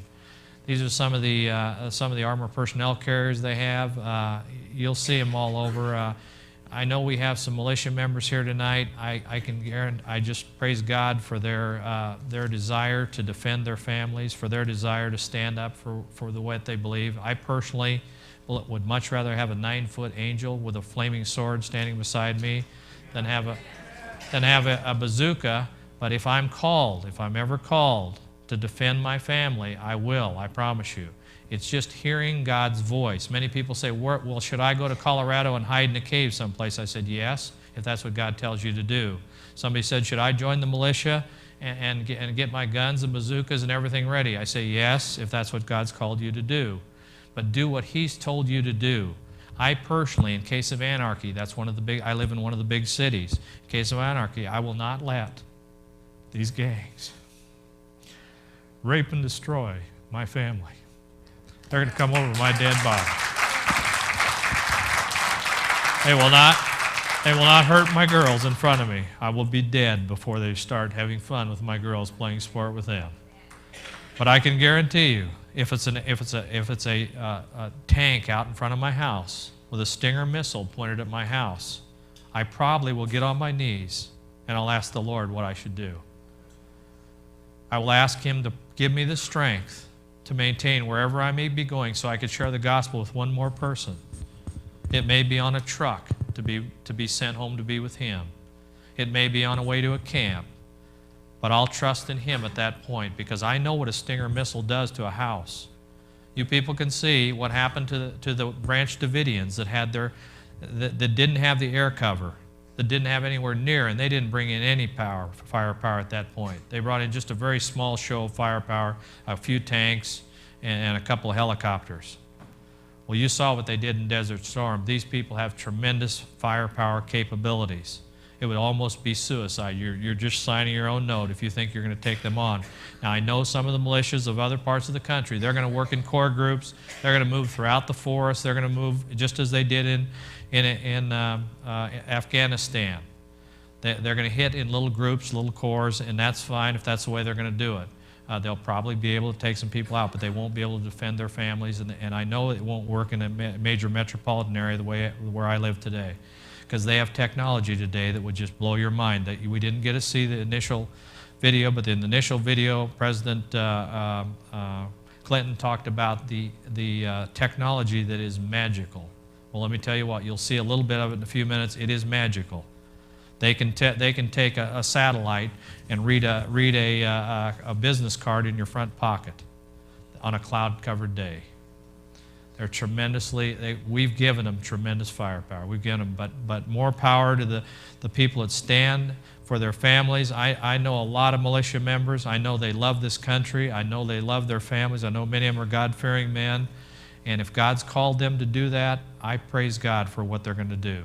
But on the other hand, if He hasn't called them, I wouldn't be doing that. I'd only do what the Holy Spirit tells me to do, and I do it when He tells me to do it, and I'd obey His commands, because again, I can guarantee you, if you do it in the power of the Spirit, you'll have the Holy Spirit there, and you're going to have that 9-foot angel standing beside you with a flaming sword. And if you know anything what an angel did to the entire Philistine army one night, the Assyrian army one night, 185,000 Assyrians were slain one night, and these were some of the best trained troops of the time.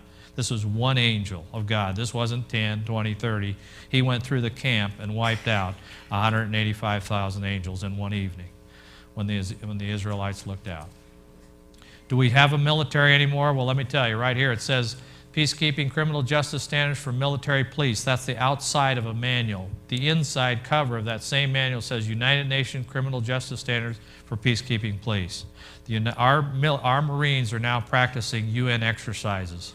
They're getting ready for UN exercises. So you can see right here on this very manual, that's an authentic UN manual right there, that it tells us that inside they're United Nations troops, as well as President Clinton under PD 25 turned them over. This is a plan to really, it's not a student exchange, it's a soldier exchange around the world. They want to bring foreign troops on our soil. They want to send our troops over to Bosnia and other places throughout the world. And we have troops on almost every continent there is, in every place. I think it's 30, 40, 50 places now that we have troops. It's hard to keep up because we're always pulling them back to Somalia. We're taking them into Somalia. We're constantly moving. We're supposed to have them out of Bosnia in 12 months, and then it's another 18 months. Again, what makes a country strong is when you got your 18, 19-year-old men on the country that are defending the country. Most of our 18, 19-year-old men are not on this continent anymore. In fact, you'll see that we have foreign troops on our soil. Look at the area where I live in. They're called Mongolians. Today, Mongolians are called Ukrainians. You'll see an article in just a minute, and I want you to focus on this Russia area in the Midwest there in Colorado, in that area. This has been changed some, because even when they did this troop exchange, there was no German army. So they couldn't put Germany in there because Germany was not allowed to have an army until just recently. Here anyway, Clinton offers Ukraine additional monies. They say they're offering the money so they can get rid of some of their strategic missiles, some of these weapons of mass destruction. Well, they're giving them money so they can prepare their troops. They're stronger than they ever have been as far as the military. We're totally downsizing our military where we have no military. Right here is a Public Law 101-216 to eliminate our armed forces. The list over on the right were people that agreed with that, passed it. Those are our congressmen. It's almost 70 to 80% of them. I need to count the exact number, but I colored 3 of them because those 3 are very conservative men in my area. Congressman Dornan, Congressman Rohrabacher, and Congressman Dannemeyer. All 3 of them voted for getting rid of, to eliminate our armed forces, no more Army, Navy, or Air Force, and no more firearms for civilians. Now, these people here, literally, are supposed to represent us. And when we talked to them about this, they said, well, we pass 6,000 laws a year. Well, big deal. They're still to represent us. 6,000 laws a year. They don't have time to read them. Many times they are squished in between. They didn't have the line item veto, so they'd pass these whole stack of laws instead of one law. But the fact is, they're passing laws to destroy us as a nation. And they are the ones that represent us. We should know what impeachment is. We don't. We're too busy watching football, too busy, just making ends meet today, that we don't have time to be involved and do that. It's sort of a sad place when a nation gets to that place, but that's where we're at. They got to get rid of some of our hardware. They're getting rid of it at an unprecedented speed. They're taking this particular one out of the Philadelphia Inquirer. These old warships, they call them old warships. They aren't that old. They could still be used in case of warfare. They go out to the fish reefs so these fish can breed. Remember, Gaia is their god. They'd rather serve the creation rather than the creator. And so they want to make sure this earth is a beautiful, pristine, when they go into the year 2000, it's a pristine place where there aren't so many humans that are the virus upon the earth that are destroying all the animals and trees and all these other life that's around us, rats and other things. Here they're throwing in about, I think it says 6,000 tanks in this article, just pushing them off barges into the ocean again for fish reefs. Here's some of your armored personnel carrier again throwing it in. They've totally almost taken our military down to nothing today.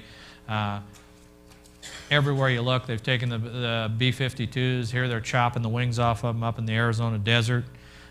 These are perfectly good planes, but they said they were obsolete. We don't need them anymore. There's no way we can fight conventional warfare. So what they're saying is we'll fight them with missiles. However, under START 2, we're getting ready to give all our missiles. Here you can see the Russian soldier beside the American soldier. You might have seen this on television where they take these missile sites and they blow them up, or they're pouring concrete down them. You'll always see the Russian general there for the television screens. The problem is the Russians aren't doing the same thing we're doing. Under START 2, we eliminated 50% of our points for a first strike. They only have to hit 50% of what they used to have to hit before START 2. So we're continuing to downgrade our missile our silos and destroying those. And again, our new friends in Russia are not doing the same thing. They don't play by the rules. If you don't believe what I'm saying, we should have all read this book. This was by Anatol Golitsyn. He was a defective KGB agent in 1984. He wrote this book, New Lies for Old. This is before the breakup of the Soviet Union, or before the breakup of the Soviet Union, as well as the Iron Curtain. Well, he told us exactly what's going to happen. I talked to you about that dialectic philosophy, 2 steps forward, 1 step back. He told us exactly what was going to happen because he knew what that philosophy was all about. Nobody, of course, this book was taken off. It's in the libraries. I got this one off a shelf, but they're hard to find. Right here is where his record was in 1993. Golitsyn's record speaks for itself. 139 out of 148 predictions were fulfilled by 1993. His recent book was called The Perestroika Deception. Again, Jesus said in the latter days there'll be much deception. Remember that? So we're going to start seeing deception upon deception. They're telling us that, though, so it shouldn't be deception. If they're telling us they're deceiving us, we should open our eyes and find out exactly how they're going to deceive us. Because my people, Jesus said, perish because of a lack of knowledge. Here's a gentleman that was invited to our inaugural ball. If anybody knows anything about Afghanistan, he was a security advisor for Yeltsin. He was the number 3 man running, and then Yeltsin, before the runoff of the elections, he brought Lebed in. Alexander Lebed is anti-West. He'll do anything. In fact, he put this gentleman in as his defense minister. It says this man here has a bloody track record as his new defense minister. And believe me, they all have bloody track records. They don't have the conscience that the American people have. They will line you up and they will shoot you. They will nuke an area and they won't lose any sleep over it. These men have no conscience. There will be a time, the Bible says, where people's conscience are seared. That means they don't care. They could care less. If they could kill 5 billion, they'd be happier. And I guarantee you Satan wants to kill everybody in this room. He's a murderer and a liar from the beginning, and he's deceiving most of us. In fact, tonight I can guarantee you there's a fight for your mind and your hearts this evening, even as I'm speaking. He's telling you, some of that thing's true, but some of it isn't. I'm going to continue to do my own thing. Well, Jesus said, only those that do the will of the Father, not their own will, that will enter the kingdom of God. So you can see the kind of people that are lining up. Again, the fact I put Lebed in there, Alexander, you'll see him back on the scene. Yeltsin's on his deathbed. The whole military is in disarray. They don't have food. That's a good way to get them ready to go to battle. Most of them are panhandling on the streets. They've been in the barracks, and they need to get them out of the barracks so they can get that practice of military exercises. So they have them standing on the sideline as well as in our country, to do what they do best, and that's to kill people. America is still defenseless by design is an article out of the Register in 1996, May 10th. Basically, it says the United States has no defense against incoming ballistic missiles. We're using yesterday's strategic doctrine to fail to confront tomorrow's threat. That's what they said. That's what James Woolsey, the CIA director under President Clinton, said, one of the first CIA directors, not the present one. The administration is guilty of playing down the threat of a missile attack from Russia, China, or elsewhere. He also told the committee the administration understands the missile threat on multiple fronts. They know what's going on. In fact, our Congress passed a bill to bring in a missile defense, Star Wars or whatever you want to call it, in case of the incoming missiles. It would only cost $2 billion. We just gave Mexico, or really gave the international bankers, $20 billion plus $20 billion from the IMF fund. What we did here is all we needed was $2 billion to get this missile defense so our children could sleep safely at night. The president vetoed it. In fact, he's trying to downgrade that bill so the incoming missiles, it'll be an ineffective bill when these incoming missiles come in, if there's a threat of these incoming missiles, that our system will be ineffective. So he finally will sign one, but it'll be an ineffective system if he ever signs one. I don't think he's going to have to. Bob Dole wrote, he says, Mr. Clinton's opposition to missile defense is one of the most negligent, short-sighted, irresponsible, potentially catastrophic policies in history. I believe it is. I believe he spoke the truth there. Sometimes they speak the truth. Sometimes they speak lies. This time he was speaking the truth. Here's a whole bunch of people that you'd know if I put their names. Edward Teller was involved with the hydrogen bomb. You got Rumsfeld, Weinberg, and Schlesinger, all three defense ministers of previous administrations. They're all saying we have no missile defense, we better get a missile defense.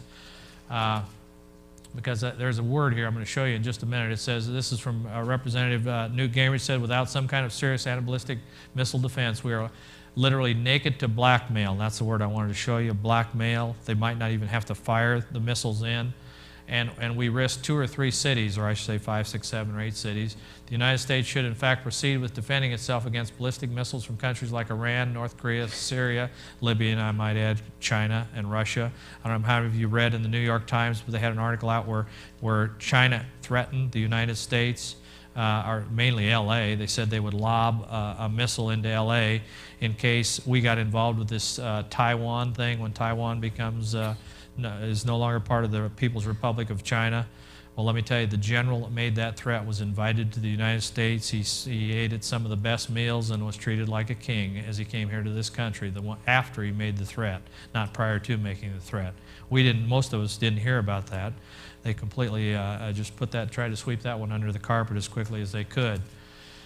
Here's the General Accounting Office. They know what's going on. It says here, Russia is reportedly failing to dismantle weapons of mass destruction, modernizing and replacing weapons beyond defense requirements, reusing fissionable materials and components of weapons, blocking U.S. verification of nuclear and biological weapon facilities, and violating our arms controls agreement. That's our own government. Our own GAO is telling us that's the situation.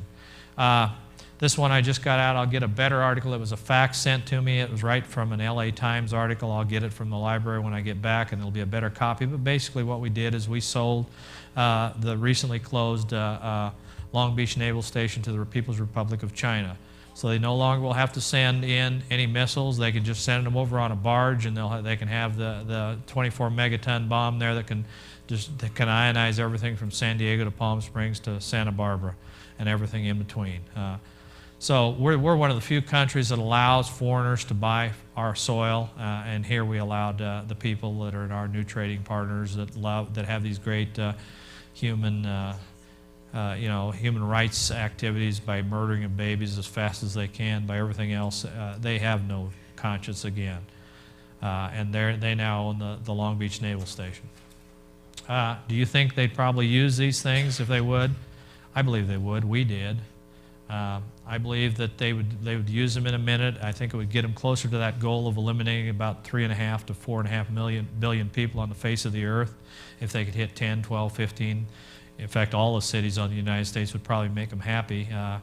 See, they don't care about the United States. They own the world. They're going after the universe now, as you see them trying to grab a hold of everything they can. And this place they could very easily just mop up a few years later, or 10 years or 20 years later, and go live in their castles in England or wherever else they may, and they wouldn't lose any sleep. They probably have a smile on their face because their spirit guides under this new way of thinking. Their spirit guides are the ones that are telling them they need to kill us. Their spirit guides are the ones that are telling them they need to eliminate this human population for the whole world population to continue on.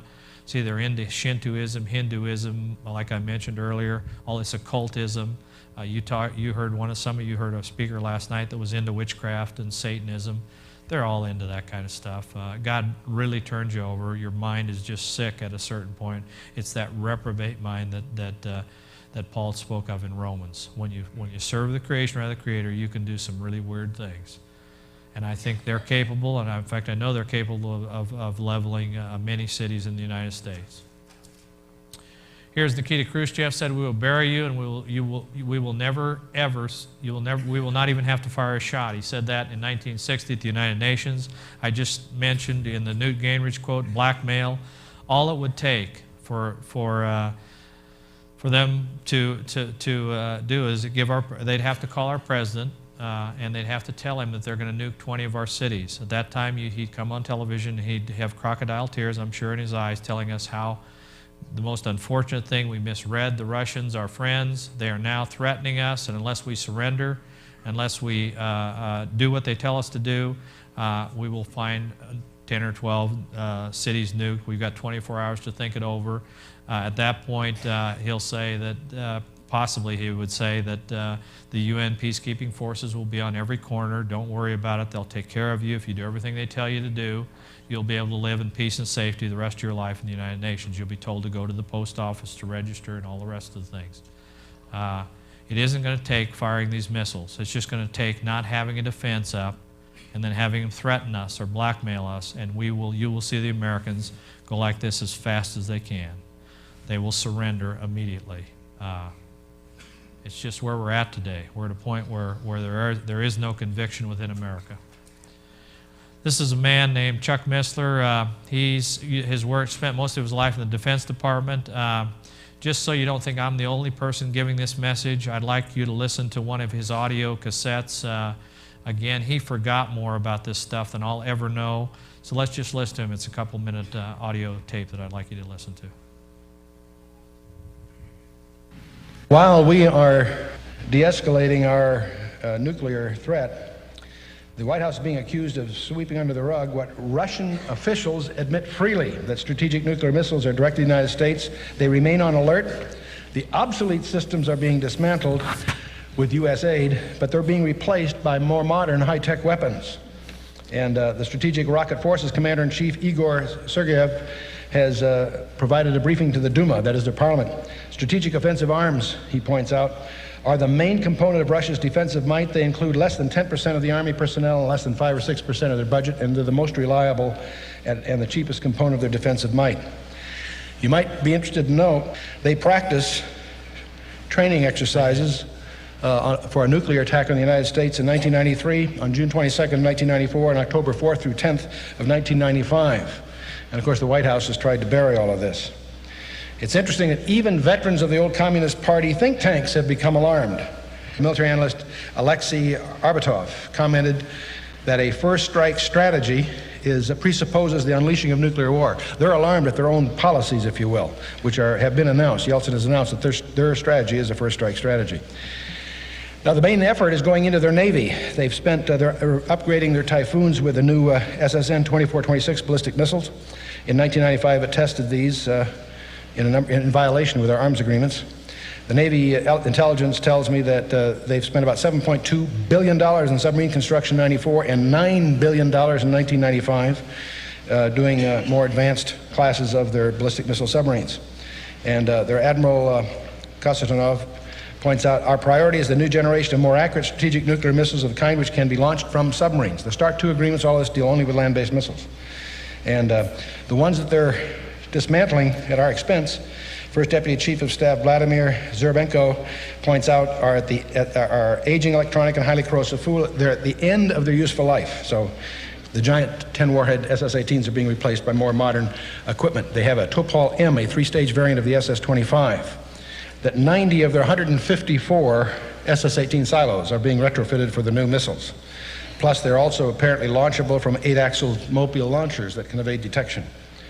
And on it goes. Now, they've also got a new stealth bomber, the Sukhoi T-60S, that is under development. So, something else you might be interested in January, they did detect a low-yield nuclear blast underground Arctic nuclear test center at Novaya Zemlya. And the administration has buried all of this, but it violates their arms agreements. And what's puzzling is why there isn't an outbreak from the congressmen and senators, because this stuff is available. shouldn't really puzzle you why there isn't an outbreak, because if you know anything about Freemasonry, all of our past, just this last election, Bob Dole, per congressional records, is a 33rd degree Mason, a member of the Illuminati type organizations. Jack Kemp was a member, 33rd degree Mason. Obviously, Bill Clinton he was a Rhodes Scholar out of his school, so he became the Skull and Crossbones, which puts you into a very highly secretive organization, as well as the Order of the Rose. I believe he's a member, and then you've got Al Gore, who believes he's God, per his latest book. We've got some real problems in our leadership because they belong to these secret organizations, and these secret organizations listen to a god called Lucifer, or the angel of light. They do not call him the devil, and I can guarantee you who his targets are, and there are people that believe and trust in Jesus Christ will be the targets that they go after. So anyway, we got big problems, so it doesn't surprise me why they're silent, why they aren't letting us know, and why the press isn't letting us know either. If you know anything about the Council on Foreign Relations Trilateral Commission, you'll find out that this plan was in place a long time ago. In fact, the idea I gave you about this theory of not using blackmail and not having to blow up the United States wasn't really an original idea. This was a movie series on ABC back in 1984 called America with a K. By the way, the K stands for Ku Klux Klan, the Aryan race, the blonde-haired, blue-eyed people again. That's what they're after. They want the Aryan race. And this was, I can't remember, whoever the guy, Chris Christopherson, is also one of the enlightened ones. But I could document this video tape by tape. It was a 5-part series, 12 hours long, where he was found in a prison camp. Then at that point, he went back to Heartland, USA, which was Nebraska. You'll see Heartland, USA in just a few minutes on the back of a Kix box. At that point, they had moved people from other parts of the country into these campsites and literally didn't value them as human beings. So this thing here was taken off the shelves immediately after they came on the TV screen on ABC. I think it was because it was so close to the truth. I know it's one of the rods that God could use. God could use so many different methods to bring about the judgment of America. It's amazing. And I think he'll probably use not only just one, but he might use a combination of 3 or 4 of these rods that he has in place to judge this nation for our wickedness and for our sins. Here's another gentleman on the East Coast. His name is Shelley Keshvili. He's a 4-star general in charge of our military services. He was born in Georgia, Russia. His dad was a Nazi. Just recently, you saw him at the gravesite in the papers where his dad was a Nazi, and he was going back there to bury his father. They didn't really give us a whole resume on him when President Clinton put him in charge of our military forces. They wouldn't really tell us where he came from or what his plans are, but I do know one thing: he's a Russian, and he's in charge of our military forces.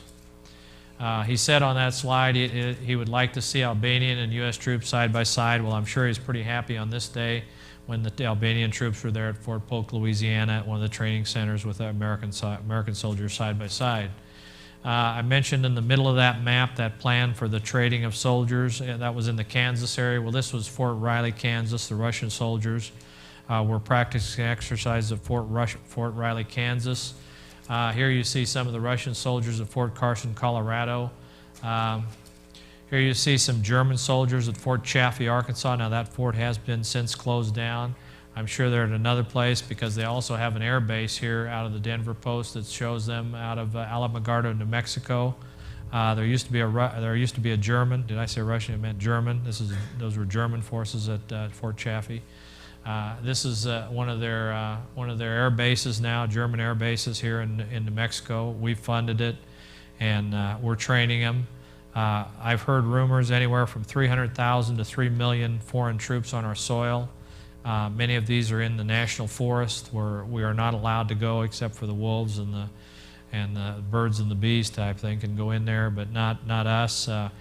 I know I believe in the reports where I've heard there are soldiers east or south and north of us, both in the Canadian area and in the Mexican area. There have been reports. The numbers I don't know, but I do know they have troops on our soil, foreign troops. I do know that we have a man named Mikhail Gorbachev on the West Coast that's planning a globalized government. Used to be the head of the KGB, used to be head of the whole Russian country, and you got Saakashvili on the East Coast in charge of our military. We got Madame Albright, whose father was a communist in Romania, had problems over there, came over here to the United Nations. So we've got real problems in charge of our leadership. I know Bill Clinton was in Russia during the times many soldiers were in Vietnam dying for their country. So we've got some of our top leaders in this country that you could very easily tag socialistic to them in a minute and be very honest about it. One thing about it, you can bring the troops in real quick. It's hard to bring in the hardware or the equipment. Here's some Jeeps in Arizona, Soviet Jeeps. Here's some East Terrain vehicles in Montana, summer of '94. Here's a Russian tank in West Texas, but I think the picture up above probably tells more. It shows they're painting these vehicles from the typical green color, the camouflage color, to a white. When some leaders were asked, why are you painting them white? Why are they brought over here? And they said, because we need to paint them white, as if we're that stupid that we don't think they can take a 5-gallon bucket of paint over to Russia or over to Germany and paint them white. But I think the people are literally that weak. They are ready for consent. They don't want to look. They want to keep their head in that sand. And I can guarantee you, people, what we don't know this time is going to hurt us. It is going to affect each one of us personally, as well as our children and our grandchildren. Here's some Russian Frog missiles in Texas in the bottom screen, and as well as the top screen. They were Tennessee. This was a sign that wasn't very far from my house. They were spread throughout all over California. It says the new Cold War is coming. It isn't like they aren't telling us, people, what's coming. We should be aware. They literally, they're telling not just us in Southern California, they're telling the whole country. This is a Time magazine article, Russia back to the USSR, question mark. Well, I believe they're right. I believe that they have a purpose in mind. I don't see any other reason why Russia would be building these huge command centers under the Ural Mountains that cost billions of dollars. Some of these command centers the size of the Washington Beltway. They're getting prepared in case one of our rogue missiles, I don't know how many of you saw Red October, were fired back at them. They have the civil defense things set up, the subways, everything else, where they can go in case of a missile defense. We have nothing as far as civil defense in case of a nuclear attack. Here's Fort Polk training site. It says on there that it's an urban third world village. I wanted you to see what a third world village doesn't look like. It doesn't have row housing. It doesn't have apartment buildings, and it doesn't have houses. That's just this was in, by the way, it was in the Alexandria Daily Town Talk paper there, and so they talked about Saakashvili and all the people, Madame Albright, going to this training facility where we're going to train foreign troops on American soil. There's just a close-up of the same thing where it's located out of Alexandria, Virginia, and it just talks about how excited they are about this updated facility to train people in urban. Now, urban is city-type warfare, the warfare that you would experience if you wanted to seize guns and wanted to bring people into servitude. Here's out of the Chicago Tribune. It says, is it time to send UN troops to the U.S.? Well, here's how the brainwashing works. Here's the article. It says, the first order of business should be to place an international soldier on every street corner in America. Let the UN soldiers stop the MAM, and pick up the weapons.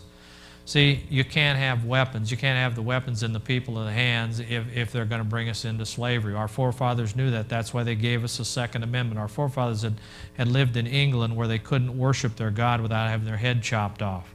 So they had the freedom of religion, but they knew that if the government got tyrannical and they wanted to take over, you better have a militia that has the weapons to make sure the government doesn't take over. That's what the Second Amendment was all about. But they also know from experience that you can't have weapons in the hands of the individuals and take them over. You can't. They will not do what you tell them to do until you get every single weapon out of everybody's hand. So I had a friend just tell me about it in Australia. She was so excited that they all turned in their weapons one day, and there was no problems at all. They're doing the same thing in England. See, this is a global community they're talking about. The Americans are the ones they're most concerned about. They're more concerned about Americans because Americans have never known what it is to be in slavery. They have no idea what it is except to go to their own bed each night and sleep and not do what they're told. They have their own mind of their own. Their own mind. And so we're at a case where they're concerned about this country. They're concerned how we're going to react. I'm not so sure they need to be concerned. I think most of the Americans are ready for consent. I think a few Americans will have to be for conquest, and they're aware of that. They know that, and they know the pockets of those people. They know who the people are, and they know how they're going to take them out if they have to take them out. We'll see when that day comes exactly what happens. We'll see what happens. Many of these men hold their guns up and they say, nobody's ever going to take it away to me. I would guess some of those men will probably be first in line to turn their weapons in when you either get a 10-year jail sentence or you get a $10,000 fine. It's just always the case of people that their talk is cheap. We'll find out exactly who turns the weapons in when that day comes. I would recommend, again, everybody to have some kind of sawed-off shotgun to protect their family in case of anarchy. But I wouldn't recommend using that sawed-off shotgun against a Stinger missile. I don't know what, I guess that slide, I'm sorry, it didn't come down. We'll look at it later. It had to do with the rapid response teams that Janet Reno wanted these rapid response teams in case there was a fire or a smoke started in some area. They'd bring the team in and they'd put the fire out before it ever started going. Well, she got her way. She said this act may be cited as a rapid deployment strike force.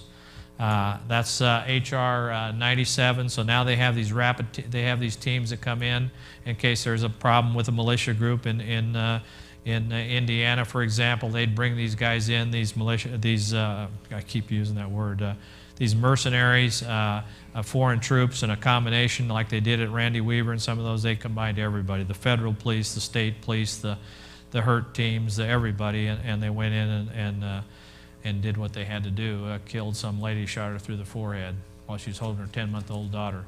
Reno announced the creation of a federal strike force, and you can see the smile on her face as she finally got what she wanted.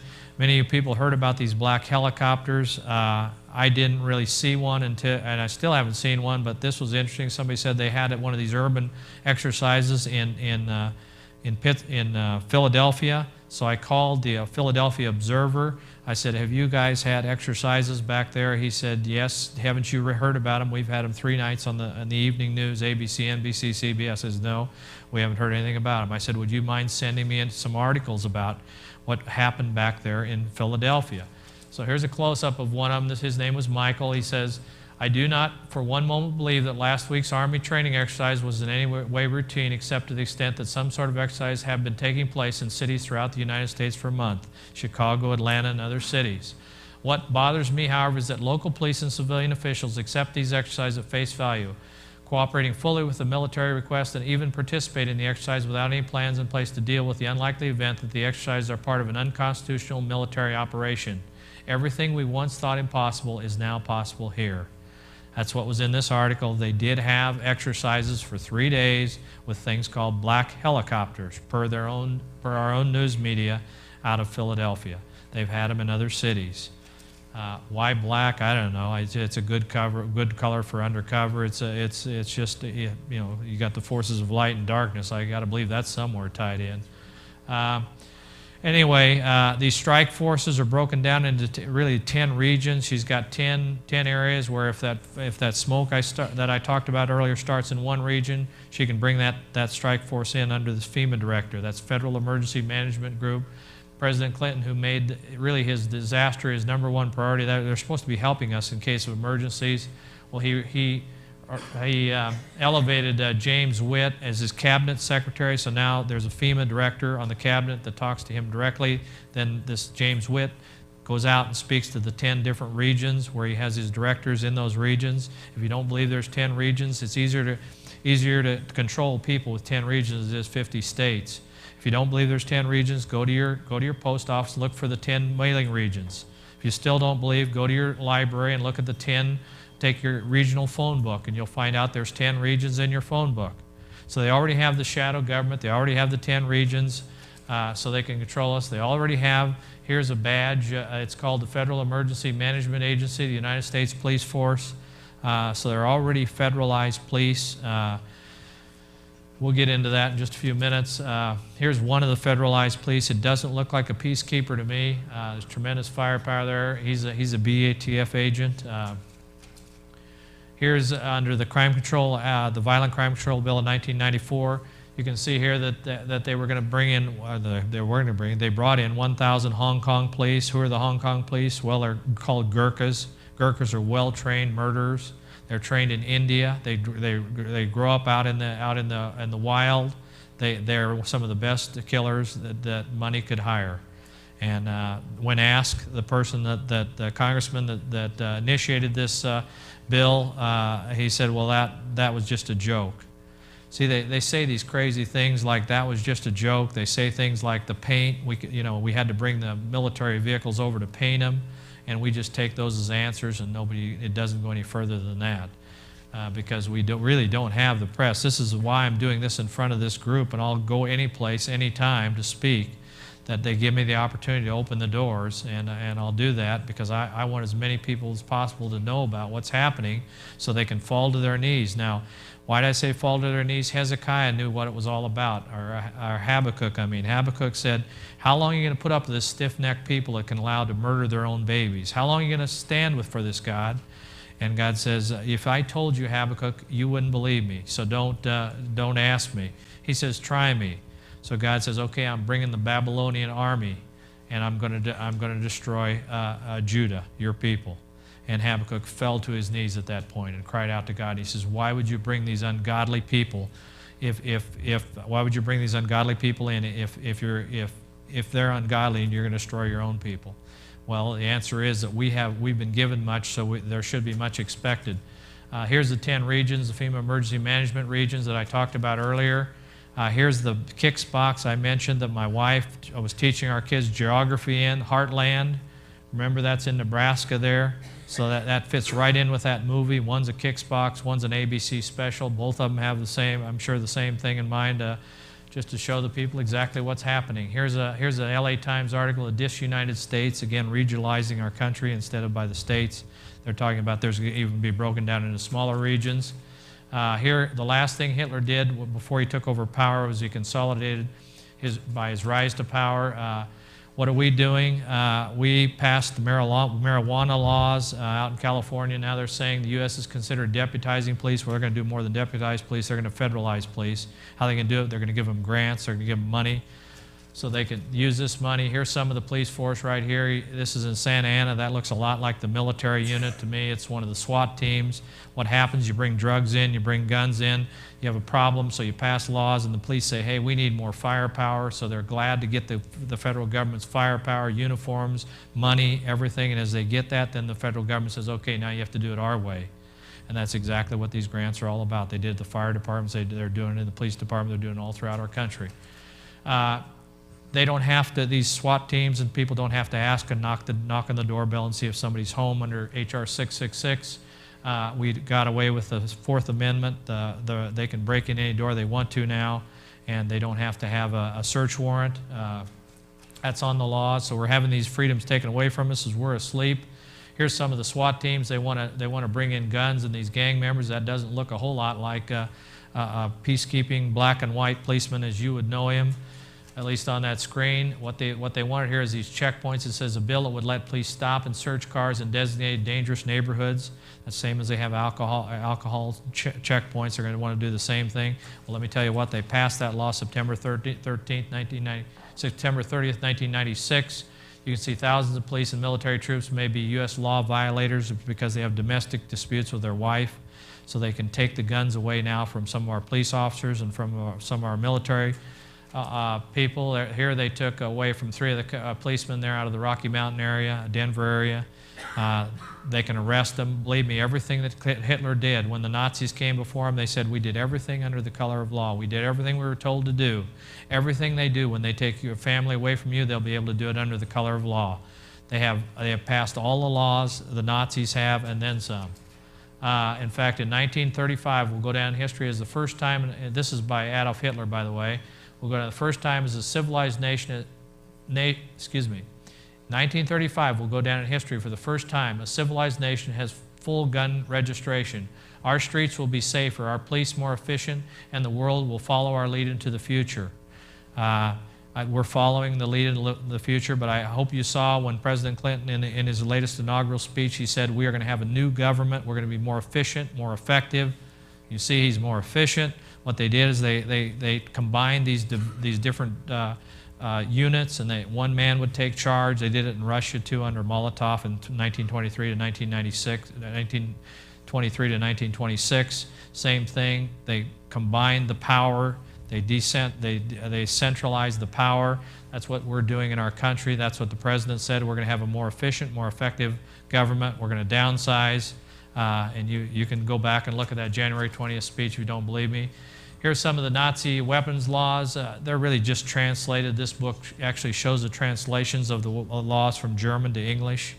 So we're just following suit. What we failed to learn from history, we're destined to repeat the same thing. I'm sure that's going to happen to us. It happened here, the two guys are talking about, but it's unconstitutional to allow this to happen. We can't take the guns away. And Brzezinski over here, or Brezhnev on the right says, well, it worked for us.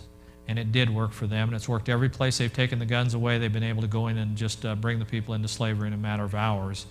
It might take as long as a day, but it's a very short period of time is all it takes. They have this Hegelian, I talked about the dialectic Hegelian principle. You create a problem, then you generate opposition to the problem. You have fear, hysteria, then you offer a solution to the problem. They lose the freedom, they pass the laws. Well, right here, Ruby Ridge, I don't know how many of you read that article. I again spent a couple hours weeping over what happened to this man. All he needed was, they set him up basically. This is all in the court trial, but he was set up. He didn't appear in court the same day. The HURT team came in. They surrounded his house. They built a road up to his house. It was just he and his family. They caused a commotion outside. The boy, a 13-year-old boy, and the man that lived with him went outside, and they shot the boy in the back. Then they shot the mother through the forehead as they were going back in the cabin. None of these people have been found guilty of anything. They were American citizens, never tried in a court of law. What they did do is what bothered me. We used to do the same thing in the military. We get on the megaphones and we started harassing them. And about 5 days after Vicki was dead, they started asking her asking the kids that were in there what Vicki was going to eat for breakfast. Was going to fix the kids for breakfast. That's our federal government that did that. And the man that did it was named Larry Potts, or he didn't necessarily make those quotes. He was the head of that operation, the one in Waco too. He got promoted, by the way, to Assistant Secretary of FBI, or Assistant of the FBI under Free. Then they demoted him, so he's a training officer for the FBI. So there can be a whole lot of Larry Pottses all over this country. How foolish are we to think that's a demotion? Here's what happened. I don't know anything about Branch Davidian. I don't know a whole lot about David Koresh. I know he had some weird beliefs. He was trying to write scrolls and things. He thought Jesus Christ was coming back, and he believed in the Bible according to him literally, and he thought the end was here. So we sent in some CS gas. CS gas was outlawed by the UN treaty. 6 months prior to this, CS gas is nothing more than a powdery gas. We used to put down the tunnels over in Nam, and then you lit the gas and it exploded. It's a very explosive type gas, plus it kills the children. We wouldn't even use this gas. We can't use it per law in federal prisons in case of riots, but yet we chose to use it at this place when these people have never found guilty of anything in a court of law. Notice how the place was burned down and bulldozed and all the evidence got rid of. See what they do? They take a group, they identify the group, they isolate the group, they vilify the group. They did David Koresh there, and then they pass laws to obstruct the group, then they enforce those laws. Well, to show you how they did the militia after this Oklahoma bombing, they said a guy named Timothy McVeigh, one man, and there have been 50 witnesses have said they've seen a John Doe number 2. They won't put him on the grand jury. There was no fertilizer or substance floating around in the air after this bombing. The same thing happened at the Trade Center in New York. It was supposedly a fertilizer bomb right next to an I-beam. It didn't even blow the beam up. This here sheared it off at the ground level in an uniform way. You can see some of the, I could just go on and on this thing. I could spend an hour telling you all the different inconsistencies about this. That's not what I want to tell you. I want to show you how the press dealt with this. There was militia hysteria right after this. They said bombing militia, bombing militia, bombing militia. They were interviewing militia. It took about 4 weeks for the whole American public to turn against the militia, to become afraid of the militia after this thing. Look on the right-hand side when they're silent. This man was the Unabomber. Very few people knew that the Unabomber was a environmentalist. He had Albert Gore's book in his cabin, well used. Two of the men that were bombed, one of them was the head of the Forest Service of the Forest Association of California that was bombed. He attended Earth First meetings, and some of these men were on their hit list.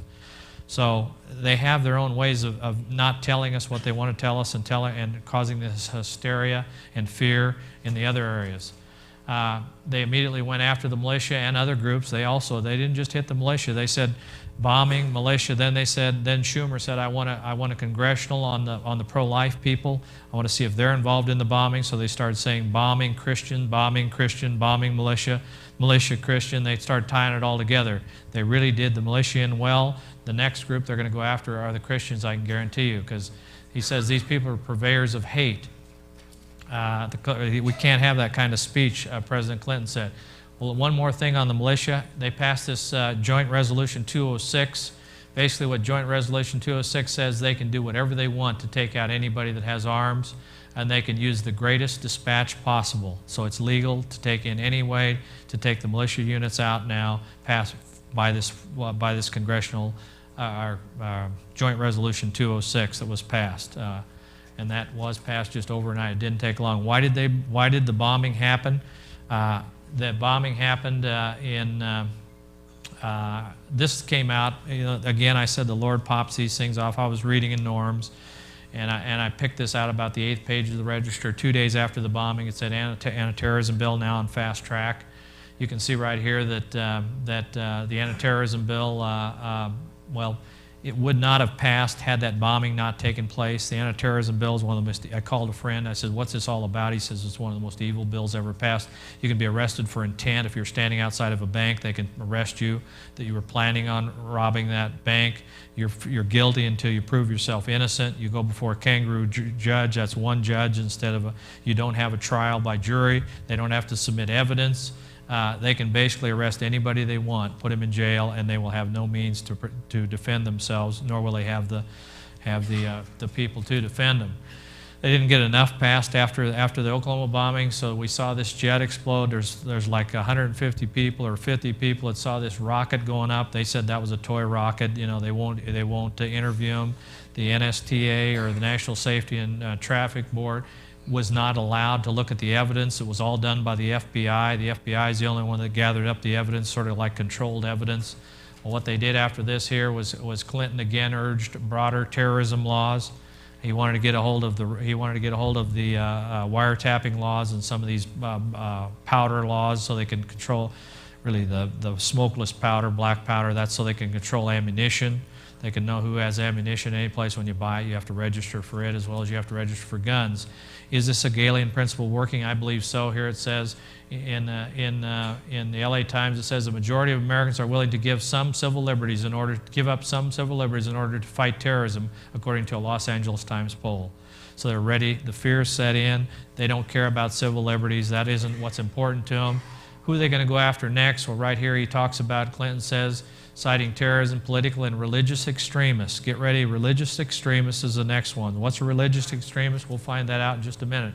Here he says the greatest threat to the United States interest is the extremist groups claiming to act on behalf of religion, especially, then it just goes into that. It says it would also ban raising or transmitting funds in organizations that the president designates as terrorists. Now he can do this. He can designate any group terrorist, whatever it may be, and whose activities threaten the U.S. national security, foreign policy. So if you've supported, like I've supported the James Dobson program, James Dobson is obviously a pro-life person. Now if somebody comes and shoots somebody that's a doctor, abortion doctor, the president can determine all pro-lifers terrorists. At that point he can deem anybody that's contributed to a group of pro-life terrorists.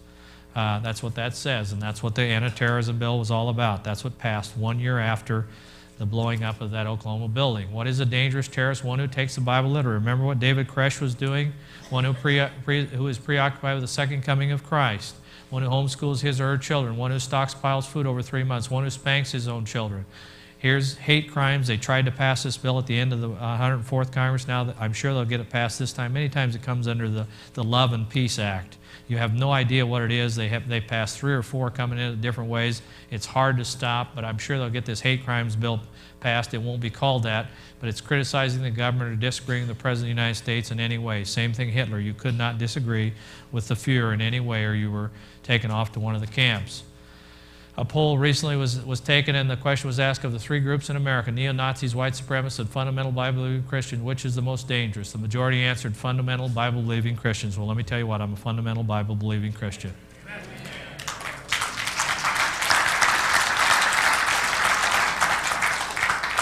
This was in the inauguration speech, January 20th, 1997. The wrong kind of faith leads, this is a president saying this, the wrong kind of faith leads to division and conflict.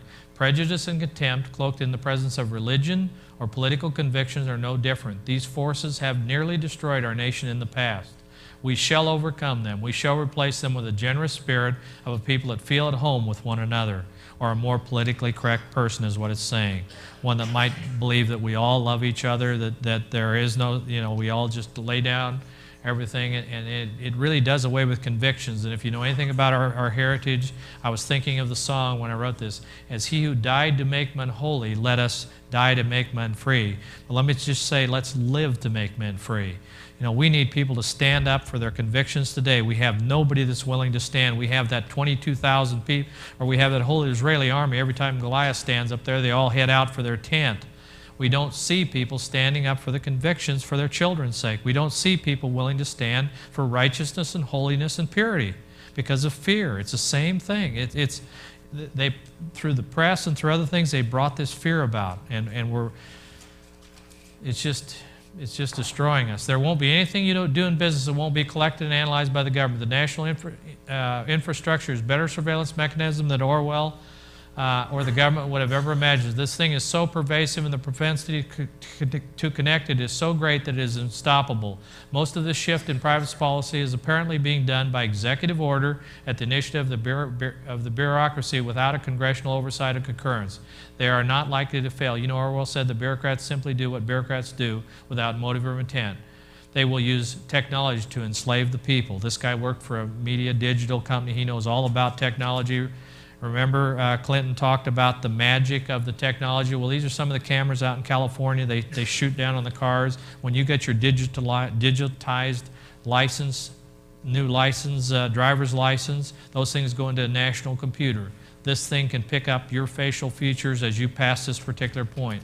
They're all over Southern California. Everywhere you took, sometimes as many as 5 cameras per corner. That's what those round circles are. They say that we have problems with drugs and guns, so we got to stop it. So we're going to make sure they put these cameras out to make sure where everybody's going. This is really not the update technology, but it is some of the technology that was in the LA Times out there. If they put them on tops of police cars. They're about the size of a shoebox. They can shoot it at a group of people standing there. They can take this a scanner pointed at people. They can tell whether they're male or female. They can tell what's behind, what clothing they wear and everything else about them. So you can see they have some technology. They can shoot at a house a half block away. They can listen to what the people are saying. They know what they're talking about. They know how many males and how many females in the room. It literally undresses you, this technology. There's no more privacy anymore. You can't go hide in some cave anymore. Let's listen to see if this gentleman, again, is saying the same things that I said when I'm talking about this, the conditions of this country and who they're definitely going to bring into slavery here in a very short time. I think that America could be plunged into the Dark Ages. This move towards political correctness, this legislation that allows the president to declare anyone that's critical of government as a hate criminal. The anti-terrorism bill has removed the Bill of Rights. We have the same mechanics in place that enabled the Nazis to do what they did in Germany. When the Nazis banged down a door in the middle of the night and took a family off, they did nothing illegal.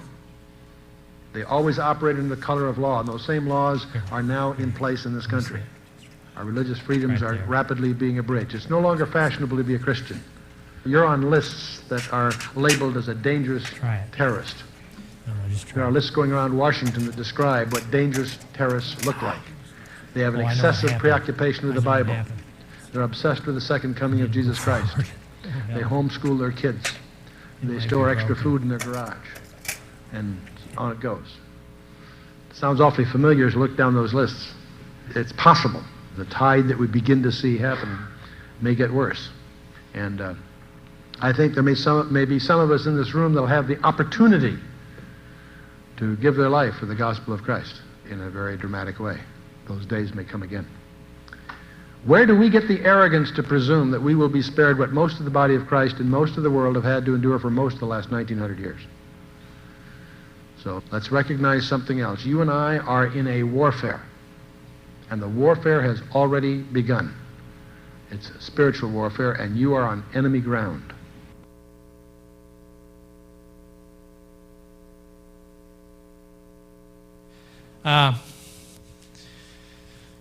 Anyway, Jesus said, "My sheep hear my voice," and we're having a little mechanical problem right now.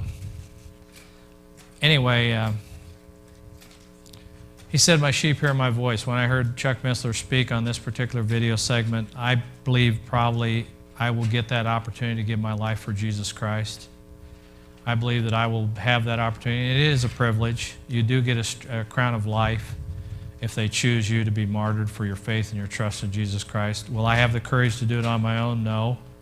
I'll trust in the power of the Holy Spirit to give me that strength if I ever have to step forward, because I am not weak. I'm weak, and I only find my strength in Him.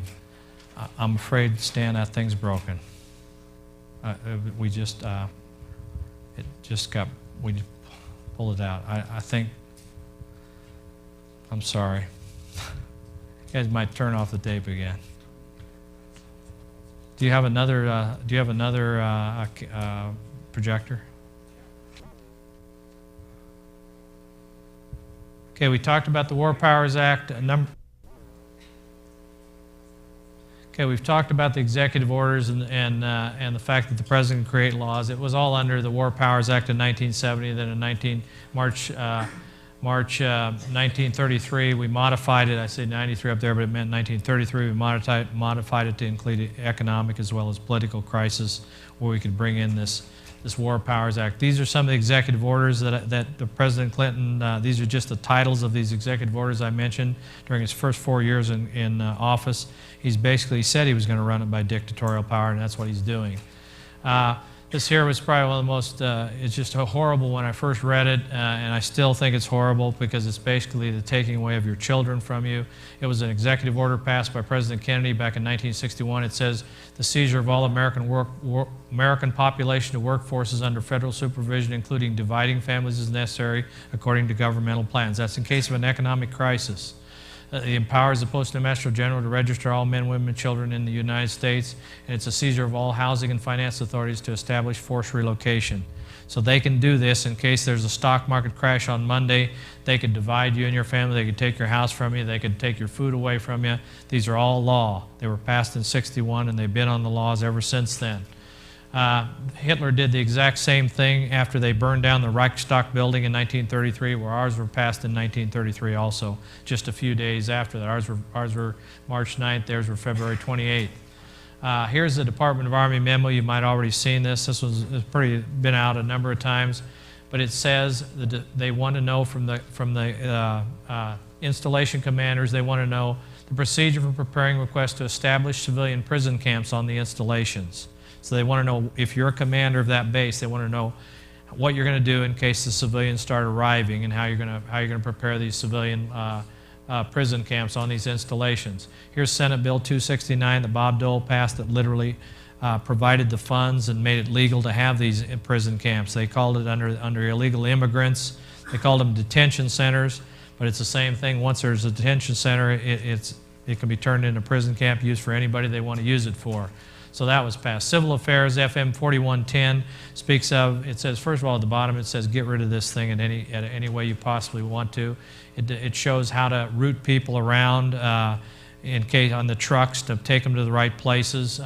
These are some of the tag markers that are behind the backside of signs of various parts of the United States to tell the truck drivers where to go with the people. Right here is one of the camps themselves, just a layout in that FM 4110.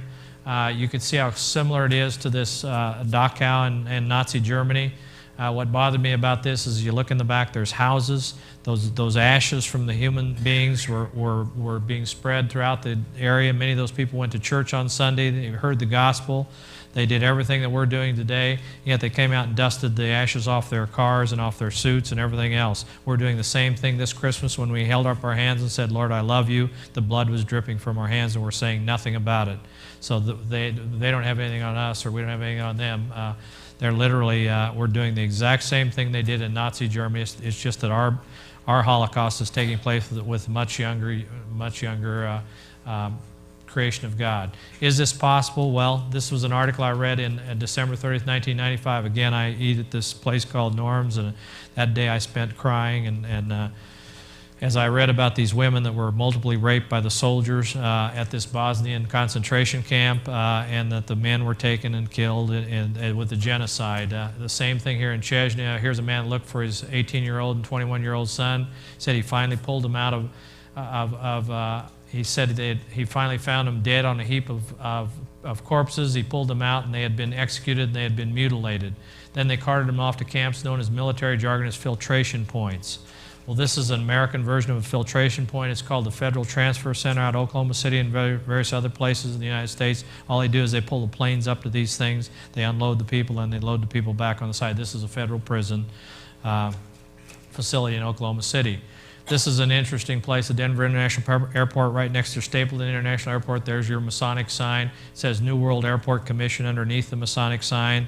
But this is they have some of this artwork in the airport there. You can see this young girl in a coffin. She has a Bible on one part of her stomach there, and she has one of the stars they used at the Jews there in Germany on the other side.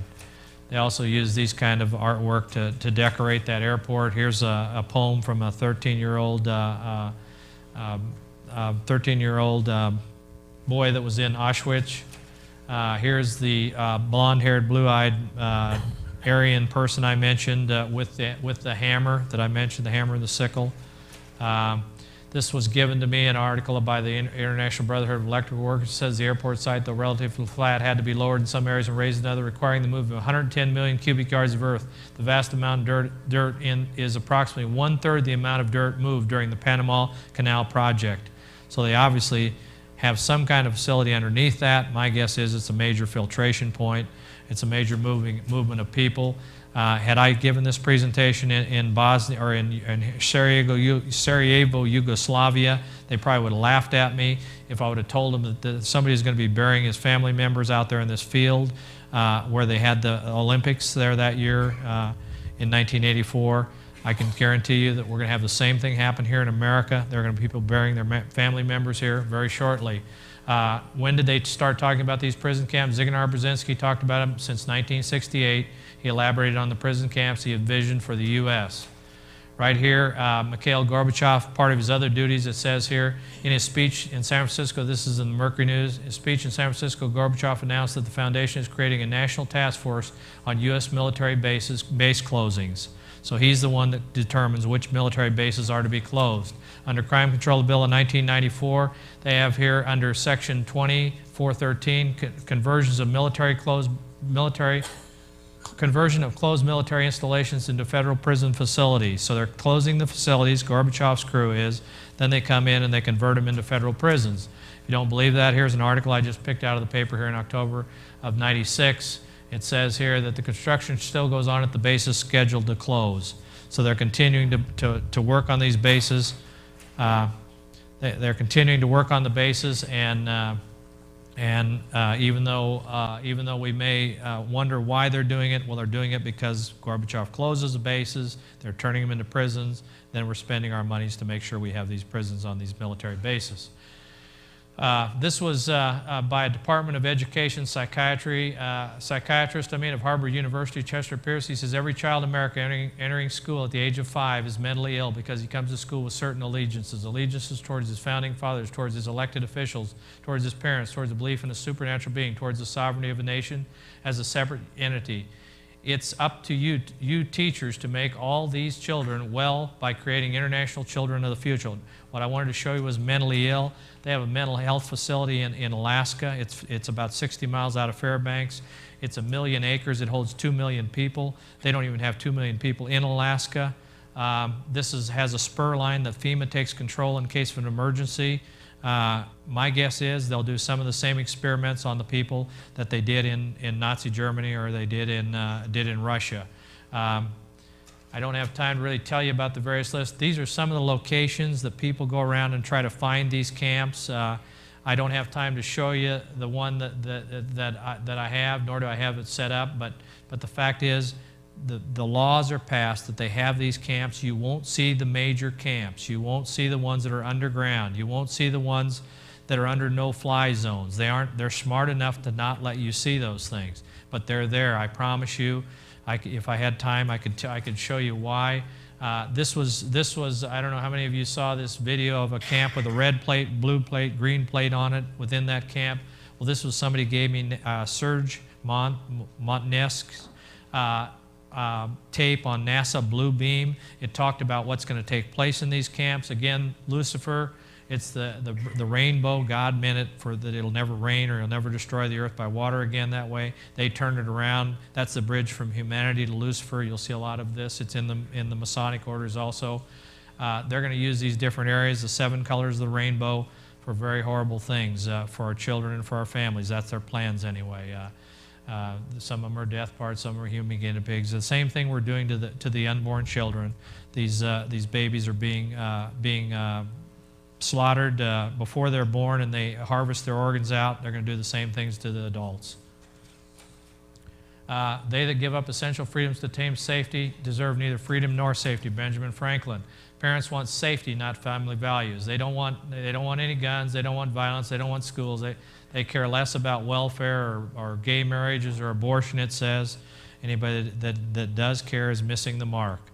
Again, it's a brainwashing technique. This was Corrie ten Boom that talked about her dad that had just retired from this service over there in Germany. Everybody loved him. She said she couldn't imagine what had happened. Here she says that all the children used to really love him and call him Grandpa. She said she couldn't imagine that this man was thrown by strangers into a grave without a name. And Betsy, with her high-lace collar and a gift for making beauty all around her, how could I picture this dearest person on earth to me standing naked before a room full of men? In this room, in that room on that day, such thoughts were not even thinkable. Well, you know, Betsy died. Right here you see some of the naked women in lines over in Germany where they're ready to shave their heads and give their children. I hope and pray the men in this audience do not allow that to happen to their women. I hope they stand up, and I hope they're willing to give their life for their wives rather than allow them to go through those kind of situations. Here, President Clinton said that your vote will decide what kind of future we build. I've done all he can do. Well, he did all he could do. He says, now it's in your corner. Bob Dole said, if you're concerned about America, you better be concerned about what happens tomorrow in the elections all across America. I believe when we said this man was good enough for us for a second term, we basically sentenced it was a death sentence for America for what we've done. The church said that's fine. He's our leader for 4 more years. A picture's worth 1,000 words. All these people, I think I've talked about them a little earlier, Madam Albright, Clinton, and Shelley Kashvili. Here's a memo by a congressman about Bill Clinton. It says, and it bothered me that I read this, but it says the evidence against Bill Clinton, this is by our Congressman Bill Dannemeyer, retired. The evidence against Bill and Hillary Clinton now is irrefutable. It links Bill to drug running, bribery, extortion, murder, cocaine abuse, obstruction of justice, using taxpayer funds for his sexual appetite. This is the man we elected in. I wonder what happened to Senator Gary Hart about 4 years earlier, who he wouldn't let run for the Democratic Convention. He said he prayed about it. He said it's now time to veto the partial birth abortion ban. I don't think he prays to the same God I do. I think he prays to another God. He said, today we can declare the government is not the problem. Other people are the problem. By the end of this decade, AD 2000, we will live under the first world government that has ever been existed in the Society of Nations. One world government is inevitable, Pope John Paul II. Fascism, what it is I think it's America today. It severely limits a fascist government. The government also controls the newspapers, TV, other means of communication. It issues propaganda and promotes its policies and practices. It says it brings the children under control. The Maastricht Treaty, if you know anything about the Goals 2000 Maastricht Treaty, it has a secret police force that crushes any resistance. Its opposition may lead to imprisonment, torture, or even death. Here's what's behind our old dimes. It's a fascist symbol. All it is a bunch of rods that come together, they're tied together with an axe head. That's a fascist, fasci, they call it, symbol. Here it's on the United States Senate seal, the two fascists at the bottom. Here it's at both sides of the House Speaker, the same symbol, fascism. We've got it all over. People, you got to learn what the Freemasons are all about and how tied they are in. Jesus said it's not this world. Here's the United Nations of Religions. Let me show you real quick what they did on September 4th, 1993. The World Parliament of Religions met in Chicago. Approximately 150 of the world's best-known religious leaders met to sign a document called Global Ethics. It tells who the people were. Within this document, you'll find the term not authentically human, the bottom line of tolerance, and who will not be tolerated is anyone who says that God is the only true God, is not authentically human. Would it be murder to kill someone who is not authentically human? No, it wouldn't. It isn't murder to kill a baby, an unborn baby. It wasn't murder to kill a Jew in Nazi Germany. Get ready, there's a new world religion coming, if not this year, by next year. When God told Israel disobedience would have severe consequences, you'd lose your daughters and sons, he meant business. And that's exactly what he said in Deuteronomy. When you no longer keep my laws, you're going to stand back and you will not be able to protect your children. The Holy Bible has all the answers. Again, I want to thank you for your patience. I hope you have time to get this word out, hide it in your heart, teach your children, love your wives. I really appreciate your patience and everything that took place tonight. Again, thank you. I really do care about you as I get to know each of you more. I really do love you as I get to know you, and I just pray for each of you. I pray that you pray for myself and my family. God bless you.